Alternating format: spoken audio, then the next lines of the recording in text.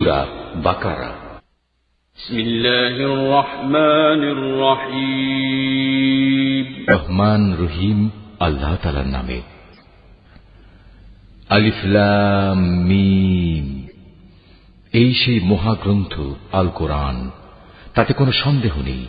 যারা আল্লাহ তাআলাকে ভয় করে, এই কিতাব কেবল তাদের জন্যই পথ প্রদর্শক। যারা না দেখে আল্লাহ তাআলাকে বিশ্বাস করে, যারা নামাজ প্রতিষ্ঠা করে, তাদের আমি যা কিছু দান করেছি তারা তা থেকে আমারে নির্দেশিত পথে ব্যয় করে। যারা তোমার উপর যা কিছু নাজিল করা হয়েছে তার উপর ঈমান আনে তোমার আগে নবীদের উপর যা কিছু নাজিল করা হয়েছে তার উপর। সর্বোপরি তারা পরকালের উপরও দৃঢ় বিশ্বাস রাখে। সত্যিকার অর্থে এই লোকগুলোই তাদের মালিকের দেখানো সঠিক পথের উপর রয়েছে এবং এরাই হচ্ছে সফলকাম। যারা এই বিষয়গুলো অস্বীকার করে, তাদের তুমি পরকালের কথা বলে সাবধান করো আর না করো, কার্যত উভয়টাই তাদের জন্য সমান কথা। এরা কখনো ঈমান আনবে না। ক্রমাগত কুফরি করার কারণে আল্লাহ তাআলা তাদের মন, মগজ ও শ্রবণ শক্তির উপর মোহর মেরে দিয়েছেন। এদের দৃষ্টিশক্তির উপরও এক ধরনের আবরণ পড়ে আছে। যারা এ ধরনের লোক, তাদের জন্য পরকালের কষ্টদায়ক শাস্তি রয়েছে। মানুষদের মাঝে কিছু লোক এমনও আছে যারা মুখে বলে, আমরা আল্লাহ তাআলা ও পরকালের উপর ঈমান এনেছি, কিন্তু এদের কর্মকাণ্ড দেখলে তুমি বুঝতে পারবে এরা মোটেই ঈমানদার নয়। মুখে ঈমানের দাবি করে এরা আল্লাহ তাআলা ও তার নেক বান্দাদের সাথে প্রতারণা করে যাচ্ছে। মূলত এ কাজের মাধ্যমে তারা অন্য কাউকে নয়, নিজেদেরই ধোঁকা দিয়ে যাচ্ছে, যদিও এ ব্যাপারে তাদের কোনো প্রকারের চৈতন্য নেই। আসলে এদের মনের ভেতর রয়েছে এক ধরনের মারাত্মক ব্যাধি। প্রতারণার কারণে আল্লাহ তাআলা এদের সে ব্যাধি বাড়িয়ে দিয়েছেন। তাদের জন্য রয়েছে আল্লাহ তাআলার পক্ষ থেকে পীড়াদায়ক আযাব, কেননা তারা মিথ্যা বলছিল। তাদের যখন বলা হয়, তোমরা এই শান্তিপূর্ণ জমিনে অশান্তি ও বিপর্যয় সৃষ্টি করো না, তখন তারা বলে, না, আমরাই তো হচ্ছি বরং সংশোধনকারী। অথচ এরাই হচ্ছে জমিনে যাবতীয় বিপর্যয় সৃষ্টিকারী, যদিও তারা এ ব্যাপারে কোনো চৈতন্য রাখে না। তাদের যখন বলা হয়, অন্য লোকেরা যেমন ঈমান এনেছে তোমরাও তেমনি ভাবে ঈমান আনো, তারা বলে, হে নবী, তুমি কি চাও আমরাও নির্বোধ লোকদের মতো ঈমান আনি? আসলে নির্বোধ তো হচ্ছে এরা নিজেরাই, যদিও তারা এই কথাটা জানে না। মুনাফিকদের অবস্থা হচ্ছে, তারা যখন ঈমানদার লোকদের সাথে মিলিত হয় তখন বলে, আমরা ঈমান এনেছি। আবার যখন একাকী তাদের শয়তানদের সাথে মিলিত হয় তখন বলে, আমরা তো তোমাদের সাথেই আছি।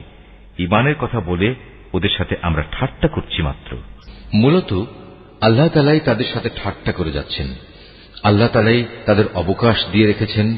তারা তাদের বিদ্রোহে বিভ্রান্তের ন্যায় ঘুরে বেড়াচ্ছে, জেনে বুঝে হিদায়াতের বিনিময়ে গোমরাহি কিনে নিয়েছে।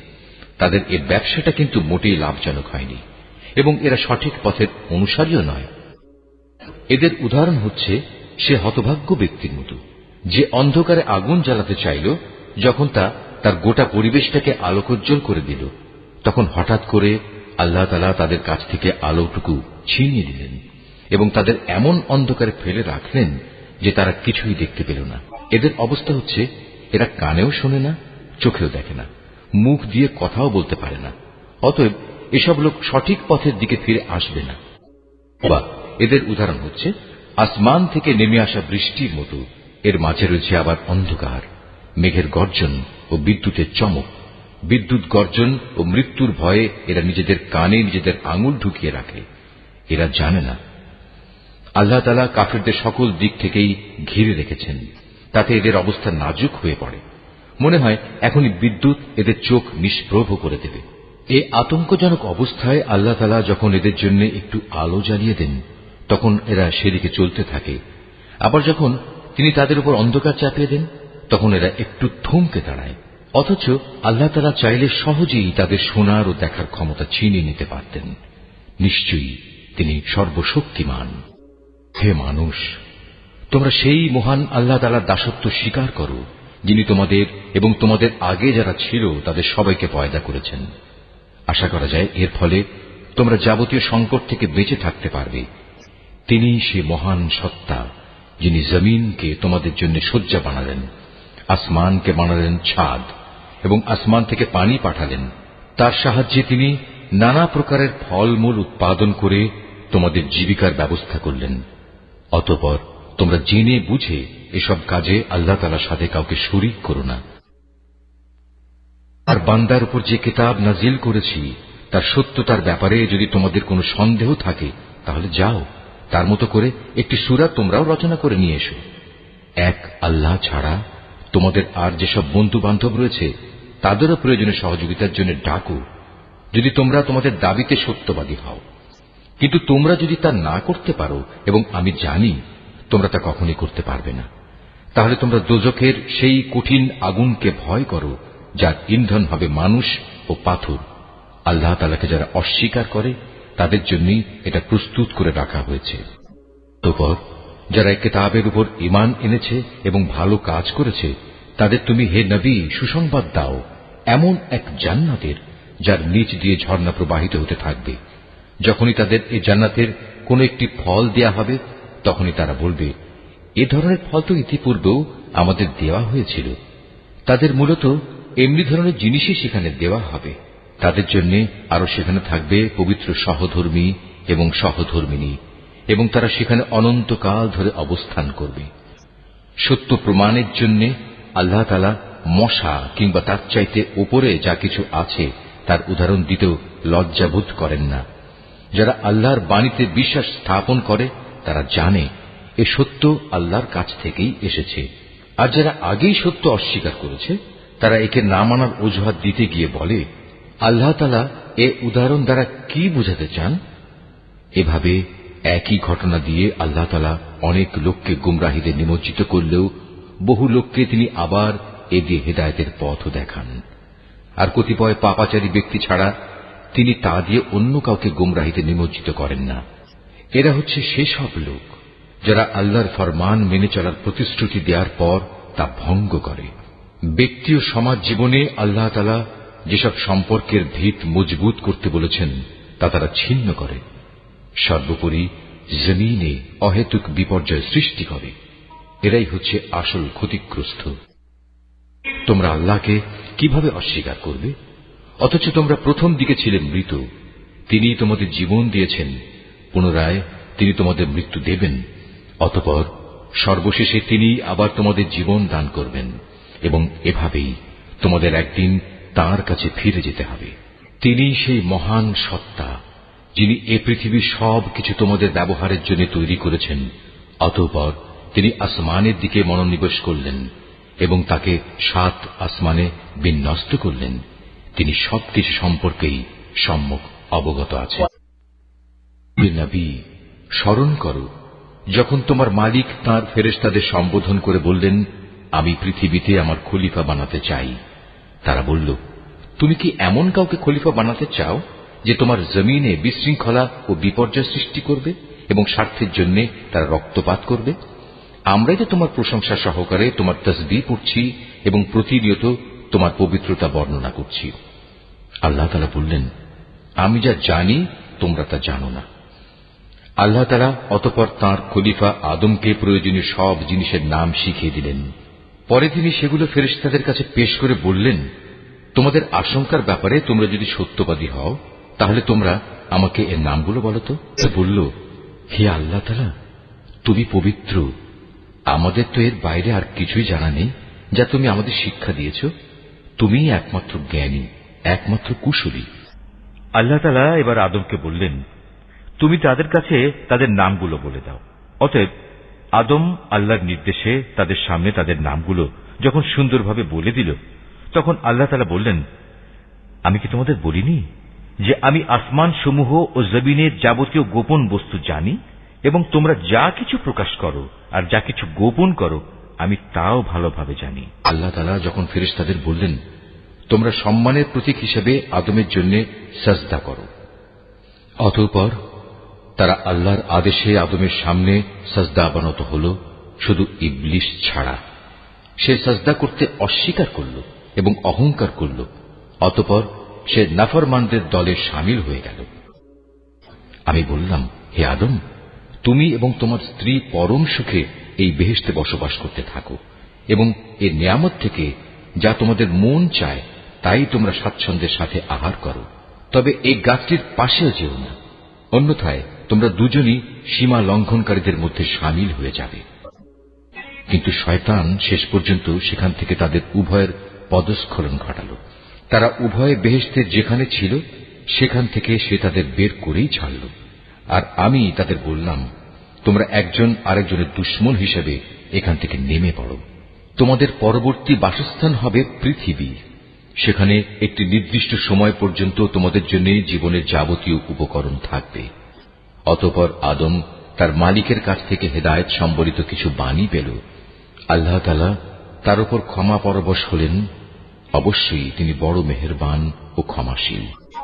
আমি তাদের বললাম, তোমরা সবাই এবার এখান থেকে নেমে যাও, তবে যেখানে যাবে অবশ্যই সেখানে আমার পক্ষ থেকে তোমাদের কাছে জীবন বিধান সম্পর্কিত হেদায়েত আসবে। অতঃপর যে আমার সেই বিধান মেনে চলবে তার কোনো ভয় নেই, তাদের কোনো প্রকার উৎকণ্ঠিত হতে হবে না। আর যারা আমার বিধান অস্বীকার করবে এবং আমার আয়াতসমূহ মিথ্যা প্রতিপন্ন করে লাগামহীন জীবন যাপন করবে, তারা অবশ্যই জাহান্নামের বাসিন্দা হবে, তারা সেখানে চিরদিন থাকবে। হে বনী ইসরাইল জাতি, তোমাদের উপর আমি যেসব নিয়ামত দিয়েছি তোমরা সেগুলো স্মরণ করো, আমার আনুগত্যের প্রতিশ্রুতি তোমরা পূর্ণ করো। আমিও এর বিনিময়ে তোমাদের দুনিয়া ও আখিরাতের পুরস্কারের প্রতিশ্রুতি পূর্ণ করব এবং তোমরা একমাত্র আমাকেই ভয় করো।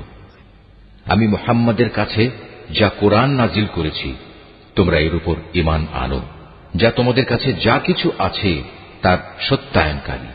তোমরা কিছুতেই এর প্রথম অস্বীকারী হইও না এবং বৈষয়িক স্বার্থে সামান্য মূল্যে আমার আয়াত বিক্রি করো না, এবং তোমরা শুধু আমাকেই ভয় করো। তোমরা মিথ্যা দিয়ে সত্যকে পোশাক পরিয়ে দিও না এবং সত্যকে জেনে বুঝে লুকিয়েও রেখো না।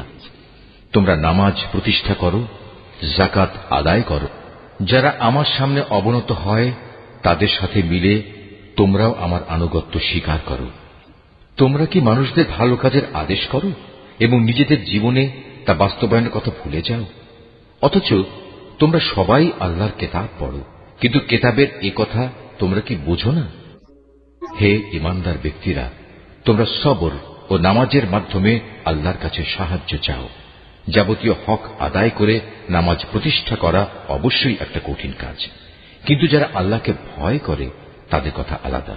যারা জানে একদিন তাদের সবাইকে তাদের মালিকের সামনাসামনি হতে হবে এবং তাদের সবাইকে তার কাছে ফিরে যেতে হবে, তার জন্য এটা কঠিন কিছু নয়। হে বনী ইসরাইল জাতি, তোমরা আমার সেই নিয়ামতের কথা স্মরণ করো যা আমি তোমাদের দান করেছি। আমার সেই নিয়ামতের মধ্যে একটি ছিল, আমি তোমাদের সৃষ্টিকুলের উপর প্রাধান্য দিয়েছিলাম। হে ঈমানদার ব্যক্তিরা, তোমরা সেই দিনটিকে ভয় করো যেদিন একজন আরেকজনের কোনোই কাজে আসবে না। একজনের কাছ থেকে আরেকজনের পক্ষে কোনো সুপারিশও সেদিন গ্রহণ করা হবে না, এবং কারো কাছ থেকে মুক্তিপণ নেয়া কিংবা তা নিয়ে কাউকে ছেড়ে দেয়া হবে না, না তাদের সেদিন কোন রকম সাহায্য করা হবে। স্মরণ করো যখন আমি তোমাদের ফেরাউনের লোকদের গোলামি থেকে মুক্তি দিয়েছিলাম। তারা তোমাদের উপর ভীষণ অত্যাচার করত, তারা নিকৃষ্ট ধরনের শাস্তি দ্বারা তোমাদের যন্ত্রণা দিত। তারা তোমাদের পুত্র সন্তানদের হত্যা করত এবং তোমাদের মেয়েদের তারা জীবিত রেখে দিত। তোমাদের মালিকের পক্ষ থেকে এতে তোমাদের জন্য বড় একটা পরীক্ষা নিহিত ছিল। আরো স্মরণ করো যখন আমি তোমাদের জন্য সমুদ্রকে দ্বিধা বিভক্ত করে দিয়েছিলাম, অতঃপর আমি তোমাদের সমূহ মৃত্যুর হাত থেকে বাঁচিয়ে দিয়েছিলাম এবং আমি ফেরাউন ও তার দলবলকে সমুদ্রে ডুবিয়ে দিয়েছিলাম, আর তোমরা তা তো নিজেরাই প্রত্যক্ষ করেছিলে।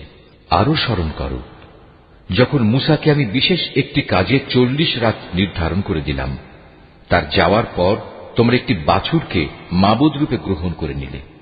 তোমরা এতে করে ভীষণ জুলুম করেছিলে।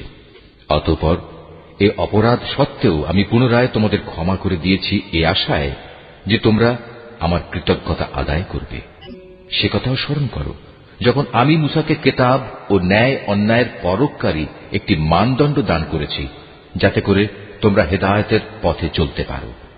আরো স্মরণ করো মূসা যখন তার নিজ লোকদের কাছে এসে বলল, হে আমার জাতি, তোমরা আমার অবর্তমানে বাছুরকে মাবুদ হিসেবে গ্রহণ করে যে বড় রকমের জুলুম করেছ, তার জন্য অবিলম্বে আল্লাহর দরবারে তওবা করো এবং তোমরা তোমাদের নিজেদের শিরকে অভিশপ্ত নফস সমূহকে হত্যা করো। এর মাঝেই আল্লাহর কাছে তোমাদের জন্য কল্যাণ রয়েছে।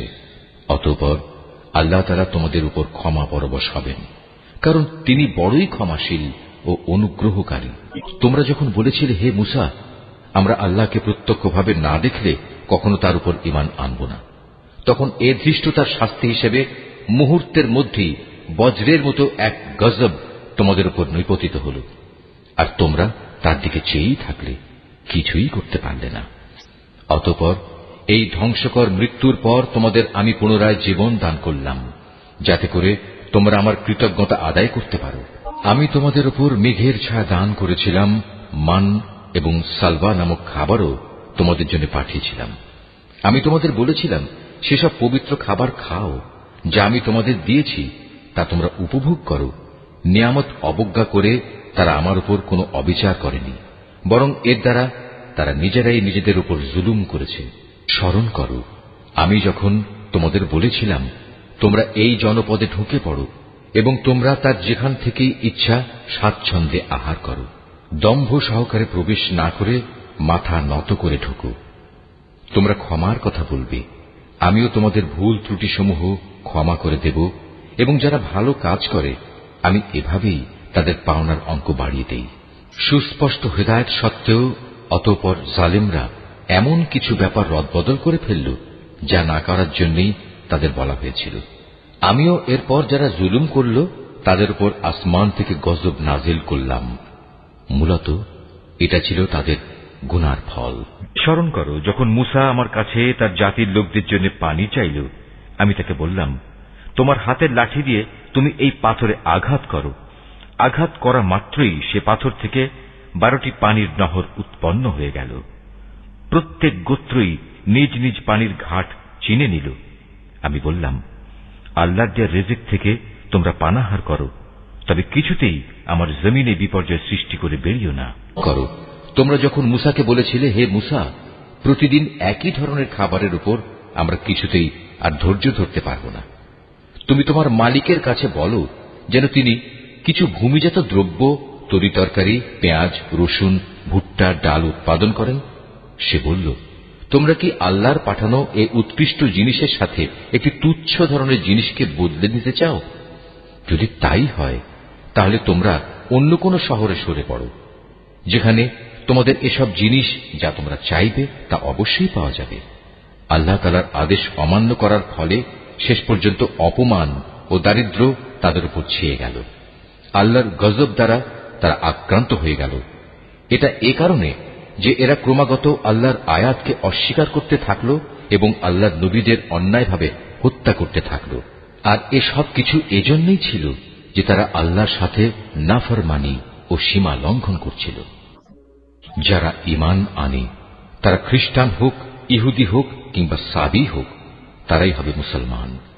এদের যে কেউ আল্লাহর উপর ঈমান আনবে পরকালের উপর এবং যথার্থ ভালো কাজ করবে, তাদের জন্য তাদের মালিকের কাছে পুরস্কার রয়েছে, এবং এসব লোকের যেমন কোনো ভয় নেই, তেমনি তারা চিন্তিত হবে না। স্মরণ করো, যখন আমি তোমাদের কাছ থেকে প্রতিশ্রুতি নিয়েছিলাম যে তোমরা তাওরাত মেনে চলবে, এবং তুর পাহাড়কে আমি তোমাদের উপর তুলে ধরে বলেছিলাম যে কিতাব তোমাদের আমি দান করেছি তা শক্তভাবে আঁকড়ে ধরো এবং তাতে যা কিছু আছে তা স্মরণ রেখো।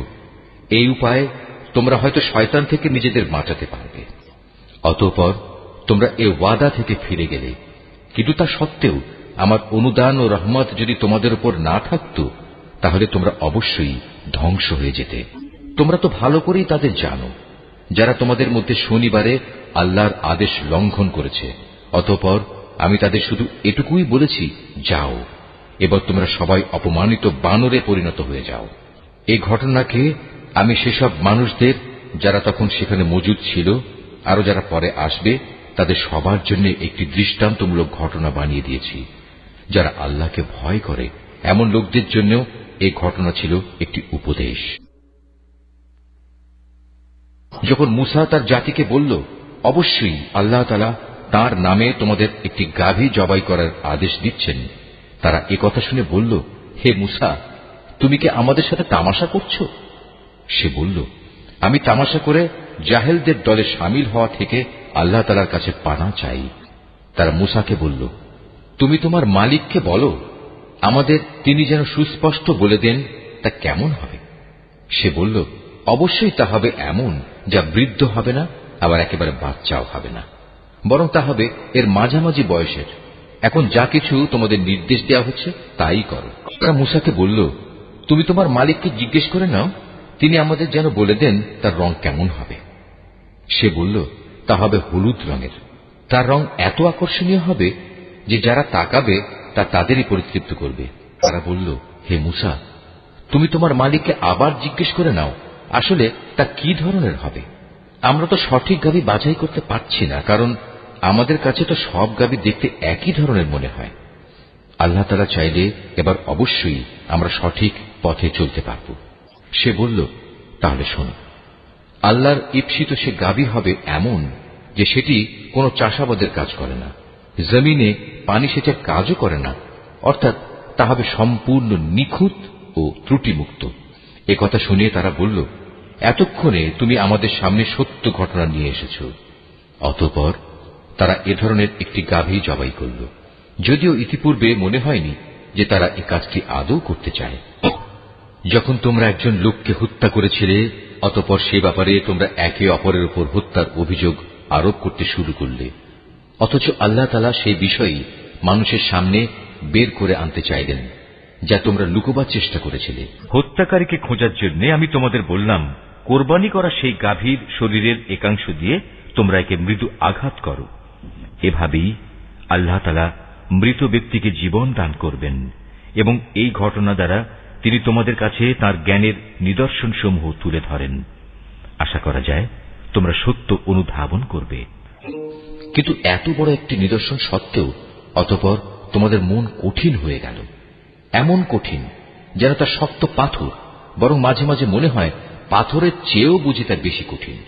কেননা কিছু পাথর এমন আছে যা থেকে মাঝে মাঝে ঝর্ণাধারা নির্গত হয়, আবার কোনো কোনো সময় তা বিদীর্ণ হয়ে ফেটেও যায় এবং তা থেকে পানির ফোয়ারাও বেরিয়ে আসে। অবশ্য এর মধ্যে থেকে এমন কিছু পাথর আছে যা আল্লাহর ভয়ে ধসে পড়ে। আল্লাহ তাআলা তোমাদের কার্যকলাপ সম্পর্কে মোটেই গাফেল নন। ঈমানদার লোকেরা, এর পরেও তোমরা কি এই আশা পোষণ করো যে এরা তোমাদের সাথে তোমাদের দ্বীনের জন্য ঈমান আনবে? অথচ এদের একাংশ যুগ যুগ ধরে আল্লাহর কিতাব শুনে আসছে, অতঃপর তারা তাকে বিকৃত করছে, অথচ এরা ভালো করেই তা জানে। অবস্থা হচ্ছে, এরা যখন ঈমানদারদের সাথে সাক্ষাৎ করে তখন বলে, আমরা ঈমান এনেছি, কিন্তু এরাই আবার যখন গোপনে একে অপরের সাথে মিলিত হয় তখন বলে, তোমরা কি মুসলমানদের কাছে সেসব কথা প্রকাশ করে দাও যা আল্লাহ তাআলা মুহাম্মদের নবুয়ত সম্পর্কে আগেই তাওরাতে তোমাদের উপর ব্যক্ত করেছেন। খবরদার, তোমরা এমনটি কখনো করো না, তাহলে তারা একদিন তোমাদের মালিকের সামনে এটা দিয়েই তোমাদের বিরুদ্ধে সাক্ষ্য উত্থাপন করবে। তোমরা কি এটুকু কথাও বুঝতে পারো না? এরা কি জানে না আল্লাহর কিতাবে যা কিছু এরা গোপন করে, আবার নিজেদের স্বার্থে তারা যা প্রকাশ করে তা সবই আল্লাহ তাআলা জানেন। এদের আরেকটি দল যারা একান্ত অশিক্ষিত, নিরক্ষর, এরা আল্লাহর কিতাব সম্পর্কে কিছুই জানে না। আল্লাহর কিতাব যেন এদের কাছে একটি নিছক ধ্যান ধারণা সর্বস্ব পুস্তক মাত্র। এরা শুধু অমূলক ধারণাই করে থাকে। সেসব লোকের জন্য ধ্বংস অনিবার্য যারা হাত দিয়ে কিতাব লিখে নেয়, তারপর দুনিয়ার সামনে বলে এগুলো হচ্ছে আল্লাহ তাআলার পক্ষ থেকে অবতীর্ণ শরীয়তের বিধান। তাদের উদ্দেশ্য হচ্ছে যেন তা দিয়ে দুনিয়ার কিছু স্বার্থ তারা কিনে নিতে পারে। অতঃপর তাদের হাত যা কিছু রচনা করেছে তার জন্য তাদের ধ্বংস ও দুর্ভোগ, যা কিছু তারা উপার্জন করেছে তার জন্য তাদের দুর্ভোগ। নির্বোধ লোকেরা বলে, জাহান্নামের আগুন কখনোই আমাদের স্পর্শ করবে না, একান্ত যদি করেও তা হবে নির্দিষ্ট কয়েকটা দিনের জন্য মাত্র। হে নবী, তুমি তাদের বলো, তোমরা কি আল্লাহর কাছ থেকে এমন কোন প্রতিশ্রুতি আদায় করে নিয়েছ? আল্লাহ তাআলা তো কখনো তার প্রতিশ্রুতি ভঙ্গ করেন না।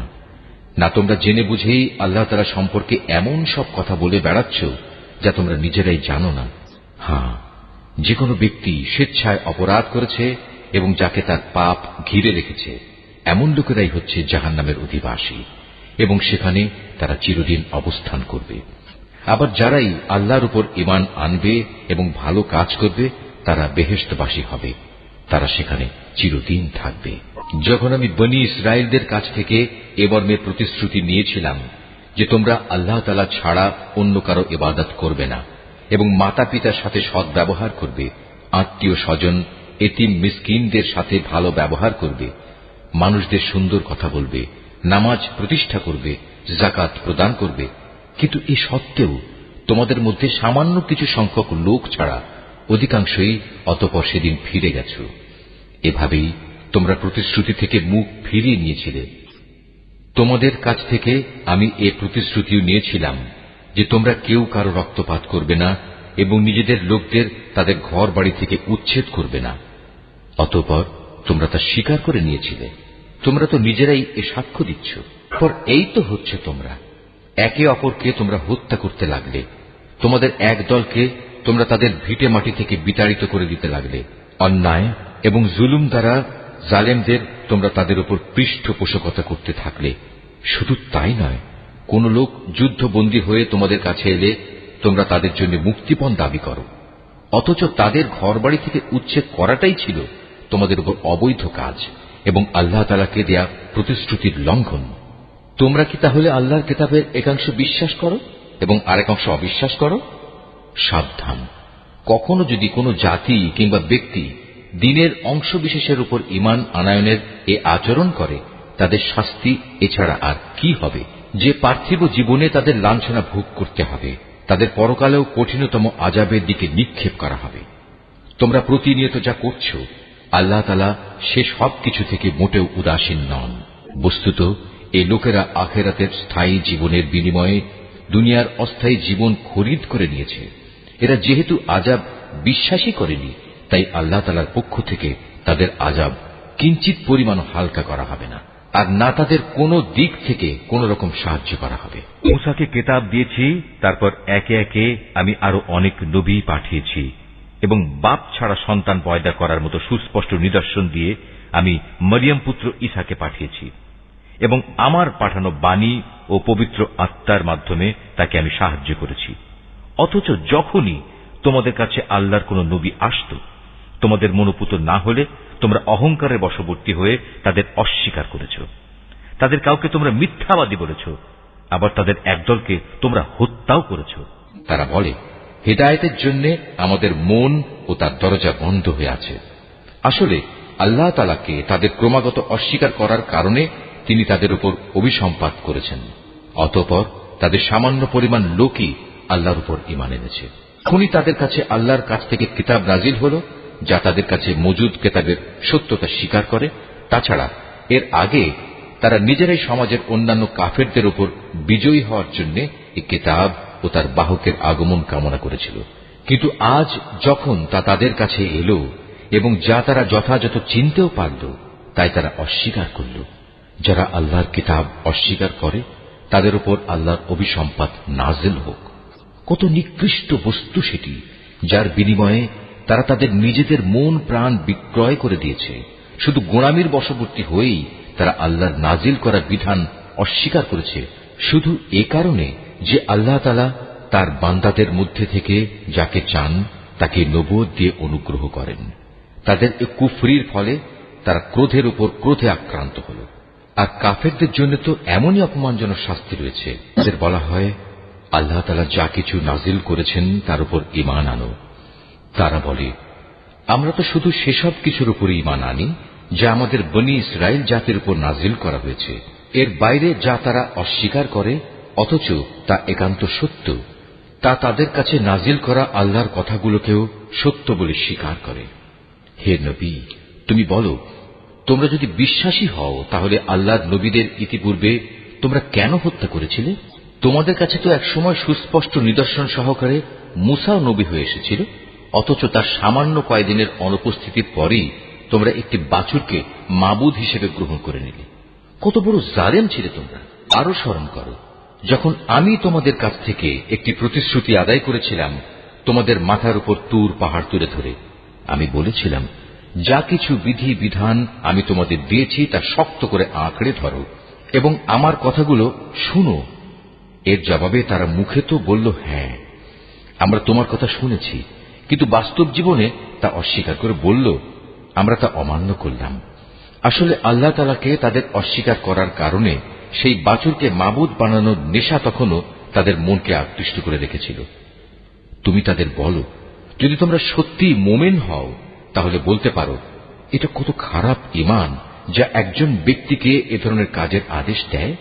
যদি তোমরা মনে করো অন্যদের বদলে পরকালের নিবাস আল্লাহর কাছে শুধু তোমাদের জন্য নির্দিষ্ট, তাহলে যাও, তা পাওয়ার জন্য তোমরা মৃত্যু কামনা করো, যদি তোমরা সত্যবাদী হও।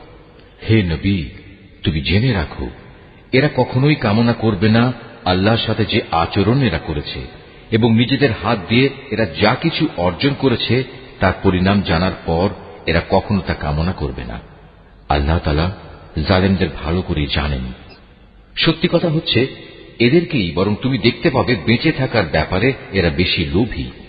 আল্লাহ তাআলার সাথে যারা শিরক করে, এ বনী ইসরায়েলের লোকেরা তাদের চেয়েও এক কদম অগ্রসর। এদের প্রত্যেক ব্যক্তি 1000 বছর জীবিত থাকতে চায়, কিন্তু যত দীর্ঘ জীবন এদের দেয়া হোক না কেন, তা কখনো এদের তার অবশ্যম্ভাবী আযাব থেকে বাঁচাতে পারবে না। আল্লাহ তাআলা এদের যাবতীয় কাজকর্ম পুঙ্খানুপুঙ্খ পর্যবেক্ষণ করেন। হে নবী, তুমি বলো, কে সে ব্যক্তি যে জিব্রাইলের শত্রু হতে পারে, অথচ সে তো আল্লাহর আদেশে আল্লাহর বাণীসমূহ তোমার অন্তঃকরণে নাজিল করে দেয়, তাও এমন এক বাণী যা তাদের কাছে মজুদ বিষয়সমূহের সত্যতা স্বীকার করে। সর্বোপরি এ হচ্ছে মুমিনদের জন্য সুসংবাদবাহী গ্রন্থ।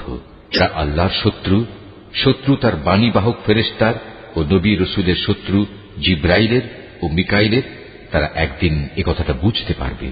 স্বয়ং আল্লাহ তাআলাই হচ্ছেন কাফেরদের বড় শত্রু। আমি তোমার কাছে সুস্পষ্ট নিদর্শন পাঠিয়েছি, পাপী ব্যক্তিরা ছাড়া এই সব কিছু কেউই অস্বীকার করতে পারে না। কিংবা যখনই তারা আল্লাহর সাথে কোনো ওয়াদা করেছে তখনই তাদের এক দল তা ভঙ্গ করেছে। আসলে তাদের অধিকাংশই ঈমানদার ছিল না। যখনই তাদের কাছে আল্লাহর পক্ষ থেকে কোনো নবী আসে এবং যে তাদের কাছে আগের কিতাবে যেসব কথা মজুদ রয়েছে তার সত্যতা স্বীকার করে, তখনই সেই আগের কিতাবের ধারকদের একটি দল পূর্ববর্তী কিতাবের কথাগুলো এমনভাবে তাদের পেছনের দিকে ফেলে দিল যেন তারা এ ব্যাপারে কিছুই জানে না। আল্লাহর প্রতি অবজ্ঞা প্রদর্শন করেই এরা ক্ষান্ত হয়নি। জাদু মন্ত্রের এমন কিছু জিনিসও এরা অনুসরণ করতে শুরু করল যা শয়তান কর্তৃক সুলাইমান নবীর রাজত্বের সময় সমাজে চালু করা হয়েছিল। সত্য কথা হচ্ছে, সুলাইমান কখনো জাদুকে আল্লাহ বিরোধী কাজে ব্যবহার করে আল্লাহকে অস্বীকার করেনি। আল্লাহকে তো অস্বীকার করেছে সেসব অভিশপ্ত শয়তান যারা মানুষকে জাদুমন্ত্র শিক্ষা দিয়েছে। জাদু পাগল মানুষদের পরীক্ষার উদ্দেশ্যে আল্লাহ তাআলা হারুত মারুত নামে যে দুজন ফেরেশতাকে ব্যাবিলনে পাঠিয়েছেন, আল্লাহর সেই দুজন ফেরেশতা কাউকে যখনই এ বিষয়ের শিক্ষা দিত, প্রথমেই তারা এ কথাটা তাদের বলে দিত, আমরা তো হচ্ছি আল্লাহর পরীক্ষা মাত্র। অতএব কোন অবস্থায় তুমি এ বিদ্যা দিয়ে আল্লাহ তাআলাকে অস্বীকার করো না। এই সত্ত্বেও তারা তাদের কাছ থেকে এমন কিছু বিদ্যা শিখে নিয়েছিল যা দিয়ে এরা স্বামী স্ত্রীর মাঝে বিচ্ছেদের সৃষ্টি করত। যদিও আল্লাহর ইচ্ছা ছাড়া কোনো দিনই কেউ কারো সামান্যতম ক্ষতিও সাধন করতে পারবে না। তারা মূলত এমন কিছু শেখে যা তাদের কোনো উপকার যেমন করতে পারে না, তেমনি তা তাদের কোনো ক্ষতিও করতে পারে না। তারা যদি জানত শ্রম ও অর্থ দিয়ে যা তারা কিনে নিয়েছে পরকালে তার কোনো মূল্য নেই, তারা নিজেদের জীবনের পরিবর্তে যা ক্রয় করে নিয়েছে তা সত্যি নিকৃষ্ট। কত ভালো হতো যদি তারা কথাটা জানত। তারা যদি আল্লাহর উপর ঈমান আনত এবং তাঁকেই ভয় করত, তাহলে আল্লাহর পক্ষ থেকে তারা উৎকৃষ্টতম পুরস্কার পেত। কত ভালো হতো যদি তারা এটা অনুধাবন করত।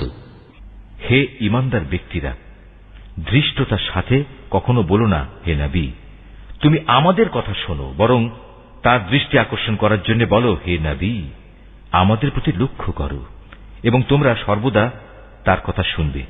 মনে রাখবে, যারা তার কথা অমান্য করে তাদের জন্য অত্যন্ত বেদনাদায়ক শাস্তি রয়েছে।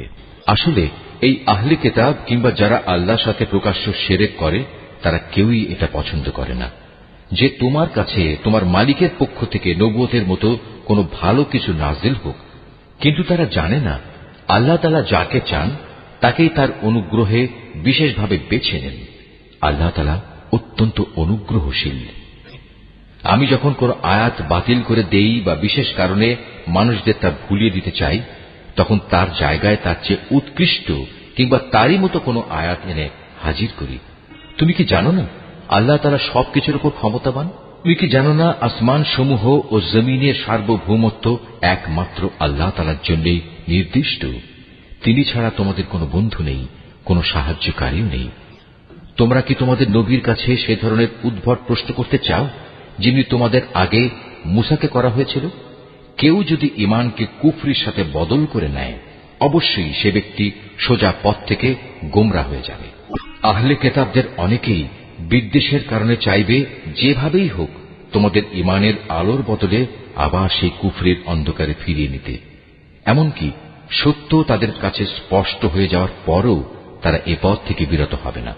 অতএব তাদের ব্যাপারে আল্লাহর সিদ্ধান্ত আসা পর্যন্ত তোমরা ক্ষমার নীতি অবলম্বন করো এবং তাদের সাথে ভালো ব্যবহার করো। আল্লাহ তাআলা সব কিছুর উপর অবশ্যই ক্ষমতাশালী। তোমরা নামাজ প্রতিষ্ঠা করো এবং যাকাত আদায় করো।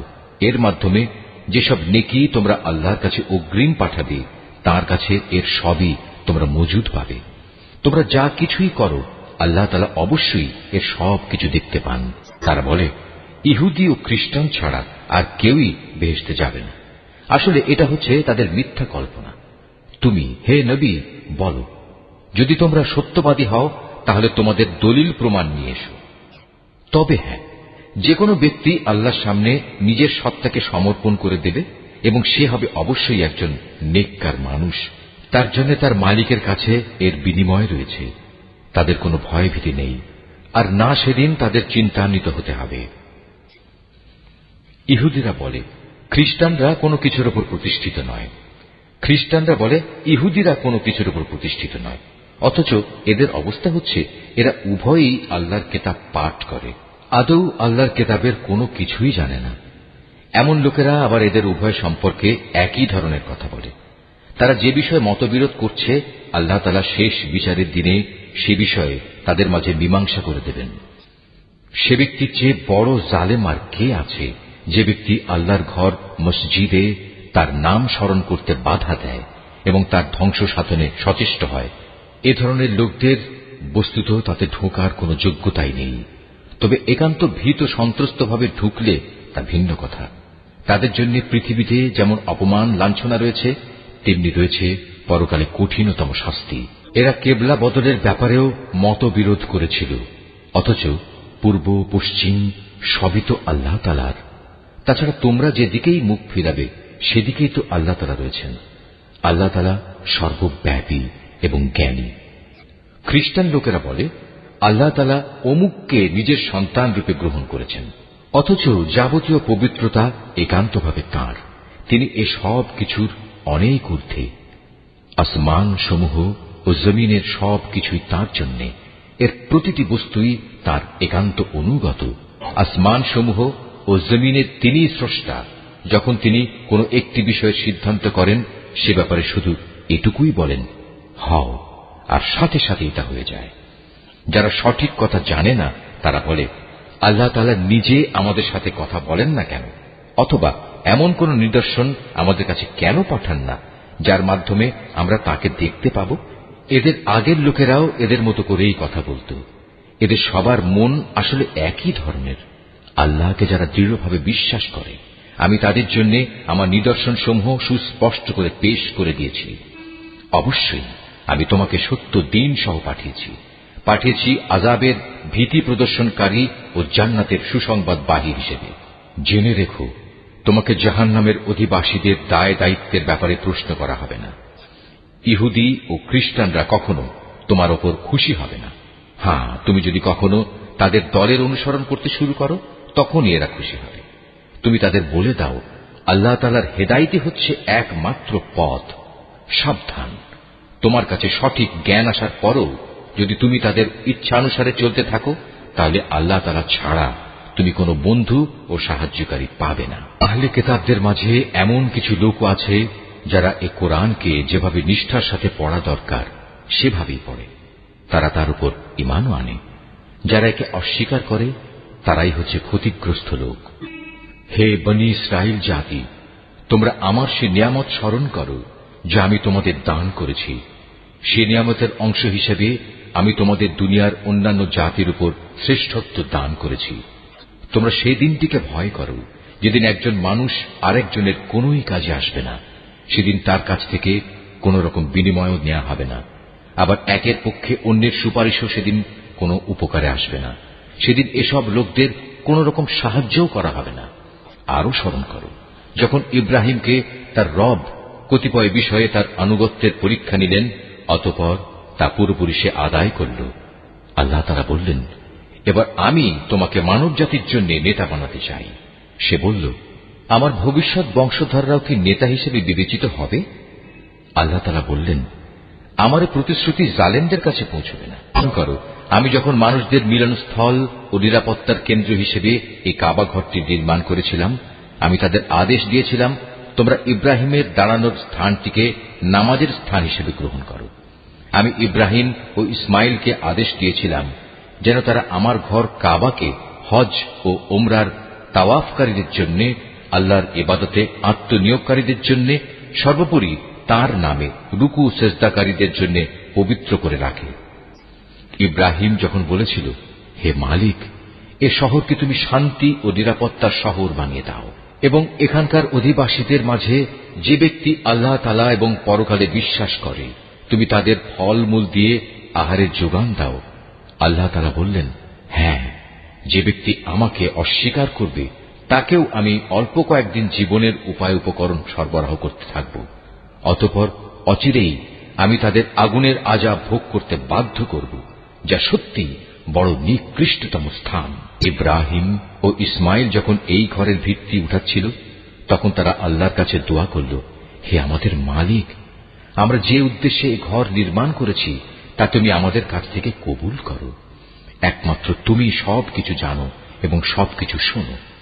তারা আরো বলল, হে আমাদের মালিক, আমাদের উভয়কেই তুমি তোমার অনুগত মুসলিম বান্দা বানাও এবং আমাদের পরবর্তী বংশধরদের মাঝ থেকেও তুমি তোমার একদল অনুগত বান্দা বানিয়ে দাও। হে মালিক, তুমি আমাদের তোমার ইবাদতের আনুষ্ঠানিকতা সমূহ দেখিয়ে দাও এবং তুমি আমাদের উপর দয়া পরবশ হও, কারণ তুমি অত্যন্ত দয়া পরবশ ও পরম দয়ালু। হে আমাদের মালিক, তাদের বংশের মধ্যে তাদের নিজেদের মাঝ থেকে তুমি এমন একজন রাসূল পাঠাও যে তাদের কাছে তোমার আয়াতসমূহ পড়ে শোনাবে, তাদের তোমার কিতাবের জ্ঞান ও প্রজ্ঞা শিক্ষা দেবে, উপরন্তু সে তাদের পবিত্র করে দেবে। হে আল্লাহ, তুমি আমাদের এই দোয়া কবুল করো, কারণ তুমি মহাপরাক্রমশালী ও পরম কুশলী। জেনে বুঝে যে নিজেকে মূর্খ বানিয়ে রেখেছে সে ব্যক্তি ছাড়া আর কে এমন হবে যে ইব্রাহিমের আনিত জীবন বিধান থেকে মুখ ফিরিয়ে নেবে? অথচ তাকে আমি দুনিয়ার নবুয়তের জন্য বাছাই করে নিয়েছি। শেষ বিচারের দিনেও সে আমার নেক লোকদের মধ্যে শামিল হবে। যখন আমি তাকে বললাম, তুমি আমার অনুগত মুসলিম হয়ে যাও, সে বলল, আমি সৃষ্টিকুলের মালিক আল্লাহ তাআলার পূর্ণ আনুগত্য স্বীকার করে নিলাম। যে পথ ইব্রাহিম নিজের জন্য বেছে নিল সে পথে চলার জন্য সে তার সন্তান সন্ততিকেও ওসিয়ত করে গেল। ইয়াকুবও তার সন্তানদের ওসিয়ত করে বলল, হে আমার সন্তানরা, নিশ্চয়ই আল্লাহ তাআলা তোমাদের জন্য এই দ্বীন ইসলাম মনোনীত করে দিয়েছেন। অতএব কোন অবস্থায় এই জীবন বিধানের আনুগত্য স্বীকার ব্যতি রেখে তোমরা মৃত্যুবরণ করো না। হে ইহুদি জাতি, তোমরা কি তখন সেখানে উপস্থিত ছিলে যখন ইয়াকুবের সামনে তার মৃত্যু এসে হাজির হল এবং সে যখন তার ছেলে মেয়েদের বলল, বলো আমার মৃত্যুর পর তোমরা কার ইবাদত করবে? তারা বলল, আমরা অবশ্যই তোমার মাবুদ, তোমার পূর্বপুরুষ ইব্রাহিম, ইসমাইল ও ইসহাকের মাবুদের ইবাদত করব। এ মাবুদ হচ্ছেন একক, আমরা তার আত্মসমর্পণকারী বান্দা হয়ে থাকব। এরা ছিল এক ধরনের জাতি যারা আজ গত হয়ে গেছে। তারা যা করে গেছে তা তাদের নিজেদের জন্য, আবার তোমরা যা করবে তা হবে তোমাদের নিজেদের জন্য। তারা যা কিছু করছিল সে ব্যাপারে তোমাদের কিছু জিজ্ঞেস করা হবে না। বলে, তোমরা ইহুদি কিংবা খ্রিস্টান হয়ে যাও, তাহলে তোমরা সঠিক পথে পরিচালিত হবে। হে নবী, তুমি বলো, আমাদের কাছে তো বরং ইব্রাহিমের একনিষ্ঠ মতাদর্শই রয়েছে, আর সে কখনো মুশরিকদের অন্তর্ভুক্ত ছিল না। তোমরা বলো, আমরা তো আল্লাহর উপর ঈমান এনেছি এবং ঈমান এনেছি আল্লাহ তাআলা আমাদের কাছে যা কিছু নাজিল করেছেন তার উপর।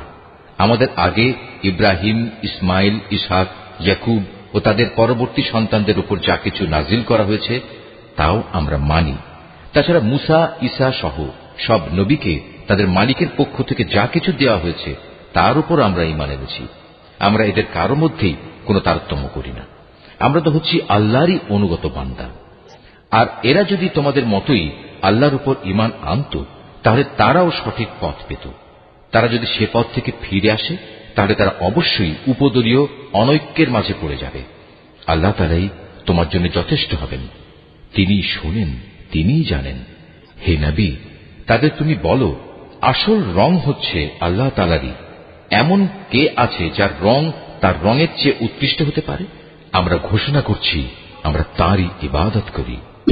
তুমি তাদের বলো, তোমরা কি স্বয়ং আল্লাহ তাআলার ব্যাপারেই আমাদের সাথে বিতর্কে লিপ্ত হতে চাও? অথচ তিনি যেমন আমাদের মালিক তেমনি তিনি তোমাদেরও মালিক। আমাদের কাজ আমাদের জন্য আর তোমাদের কাজ তোমাদের জন্য। আমরা তাঁর আনুগত্যের ব্যাপারে সবাই হচ্ছি নিষ্ঠাবান। অথবা তোমরা কি একথা বলতে চাও যে ইব্রাহিম, ইসমাইল, ইসহাক, ইয়াকুব ও তাদের বংশধররা সবাই ছিল ইহুদি কিংবা খ্রিস্টান? হে নবী, তুমি বলে দাও, এ ব্যাপারে তোমরা বেশি জানো না আল্লাহ তাআলা বেশি জানেন? যদি কোনো ব্যক্তি তার কাছে মজুদ আল্লাহর কাছ থেকে আগত সাক্ষ্য প্রমাণ গোপন করে তাহলে তার চেয়ে বড় জালেম আর কে হতে পারে? আল্লাহ তাআলা তোমাদের কাজকর্মের ব্যাপারে মোটেই গাফেল নন। তাও ছিল এক ধরনের সম্প্রদায় যারা আজ গত হয়ে গেছে। তারা যা করে গেছে তা তাদের জন্য, আর তোমাদের কর্মফল হবে তোমাদের জন্য। তারা যা কিছু করছিল সে ব্যাপারে তোমাদের কিছু জিজ্ঞাসা করা হবে না। কেবলা বদলের ব্যাপারে মানুষদের ভেতর থেকে কিছু মূর্খ লোক অচিরেই বলতে শুরু করবে, এ কি হল? এতদিন যে কেবলার উপর তারা প্রতিষ্ঠিত ছিল, আজ কিসে তাদের সেদিক থেকে ফিরিয়ে দিল? হে নবী, তুমি তাদের বলে দাও, পূর্ব পশ্চিম সবই আল্লাহ তাআলার জন্য।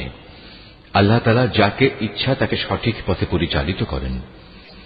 এভাবেই আমি তোমাদের এক মধ্যপন্থী মানব দলে পরিণত করেছি, যেন তোমরা দুনিয়ার অন্যান্য মানুষদের উপর হেদায়েতের সাক্ষী হয়ে থাকতে পারো, এবং একইভাবে রাসূলও তোমাদের উপর সাক্ষী হয়ে থাকতে পারে। যে কেবলার উপর তোমরা এতদিন প্রতিষ্ঠিত ছিলে, আমি তা এই উদ্দেশ্যেই নির্ধারণ করেছিলাম যাতে করে আমি এ কথাটা জেনে নিতে পারি যে তোমাদের মধ্যে কে রাসূলের অনুসরণ করে আর কে তার কথা থেকে ফিরে যায়। তাদের উপর এটা ছিল কঠিন পরীক্ষা। অবশ্য আল্লাহ তাআলা যাদের হেদায়েত দান করেছেন তাদের কথা আলাদা। আল্লাহ তাআলা কখনো তোমাদের ঈমান বিনষ্ট করবেন না। অবশ্যই আল্লাহ তাআলা মানুষদের সাথে বড় দয়ালু ও একান্ত মেহেরবান। কেবলা পরিবর্তনের জন্য তুমি আকাশের দিকে তাকিয়ে যেভাবে আমার আদেশের অপেক্ষায় থাকতে তা আমি অবশ্যই দেখতে পেয়েছি। তাই আমি তোমার পছন্দ মতো দিককেই কেবলা বানিয়ে দিচ্ছি। এখন থেকে তোমরা এই মর্যাদা সম্পন্ন মসজিদের দিকে ফিরে নামাজ আদায় করতে থাকবে। তোমরা যেখানেই থাকো না কেন তোমাদের মুখমণ্ডল সেদিকেই ফিরিয়ে দেবে। এসব লোক যাদের কাছে আগেই কিতাব নাজিল করা হয়েছিল তারা ভালো করেই জানে এ ব্যাপারটা তোমার মালিকের পক্ষ থেকে আসা সম্পূর্ণ একটি সত্য ঘটনা। এ সত্ত্বেও তারা যে আচরণ করে যাচ্ছে আল্লাহ তাআলা তা থেকে মোটেই অনবহিত নন। যাদের ইতিপূর্বে কিতাব দান করা হয়েছে তাদের সামনে যদি তুমি দুনিয়ার সব কয়টি প্রমাণও এনে হাজির করো, তারপরেও এরা তোমার কেবলার অনুসরণ করবে না, আর এরপর তুমিও তাদের কেবলার অনুসরণকারী হতে পারো না। তাছাড়া এদের এক দলও তো আর এক দলের কেবলার অনুসরণ করে না। আমার পক্ষ থেকে এই জ্ঞান তোমাদের কাছে পৌঁছার পর তুমি যদি তাদের ইচ্ছা আকাঙ্ক্ষার অনুসরণ করো তাহলে অবশ্যই তুমি জালেমদের দলে শামিল হয়ে যাবে। আমি কিতাব দান করেছি এরা তাকে এত ভালো করে চেনে যেমনি এরা চেনে আপন ছেলেদের। এদের একদল সত্য গোপন করার চেষ্টা করছে, অথচ এরা তো সবকিছু জানে।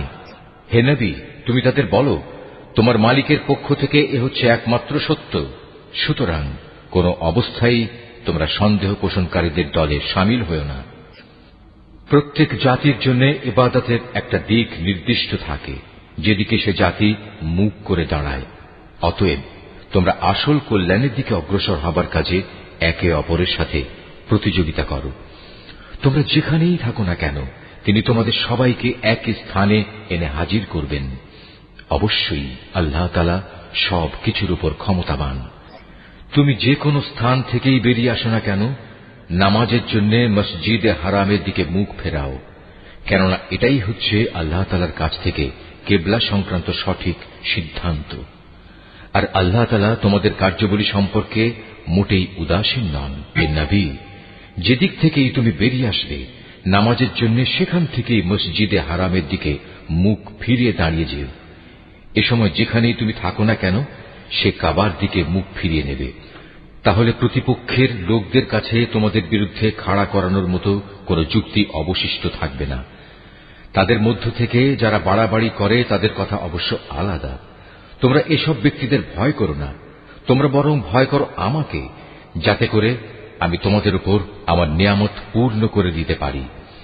এর ফলে তোমরাও সঠিক পথের সন্ধান পেতে পারো। সঠিক পথের সন্ধান দেওয়ার জন্যই আমি এভাবে তোমাদের কাছে, তোমাদের মাঝ থেকেই একজনকে রসুল করে পাঠিয়েছি, যে ব্যক্তি প্রথমত তোমাদের কাছে আমার আয়াত পড়ে শোনাবে, দ্বিতীয়ত সে তোমাদের জীবন পরিশুদ্ধ করে দেবে, এবং তৃতীয়ত সে তোমাদের আমার কিতাব ও তার অন্তর্নিহিত জ্ঞান শিক্ষা দেবে।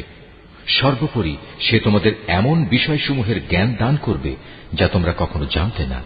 অতএব এসব অনুগ্রহের জন্য তোমরা আমাকেই স্মরণ করো, তাহলে আমিও তোমাদের স্মরণ করব। তোমরা আমার কৃতজ্ঞতা আদায় করো এবং কখনো তোমরা আমার অকৃতজ্ঞ হইও না। হে মানুষ, তোমরা যারা ঈমান এনেছ, পরম ধৈর্য ও খালেস নামাজের মাধ্যমে তোমরা আমার কাছে সাহায্য প্রার্থনা করো। অবশ্যই আল্লাহ তাআলা ধৈর্যশীল মানুষদের সাথে আছেন।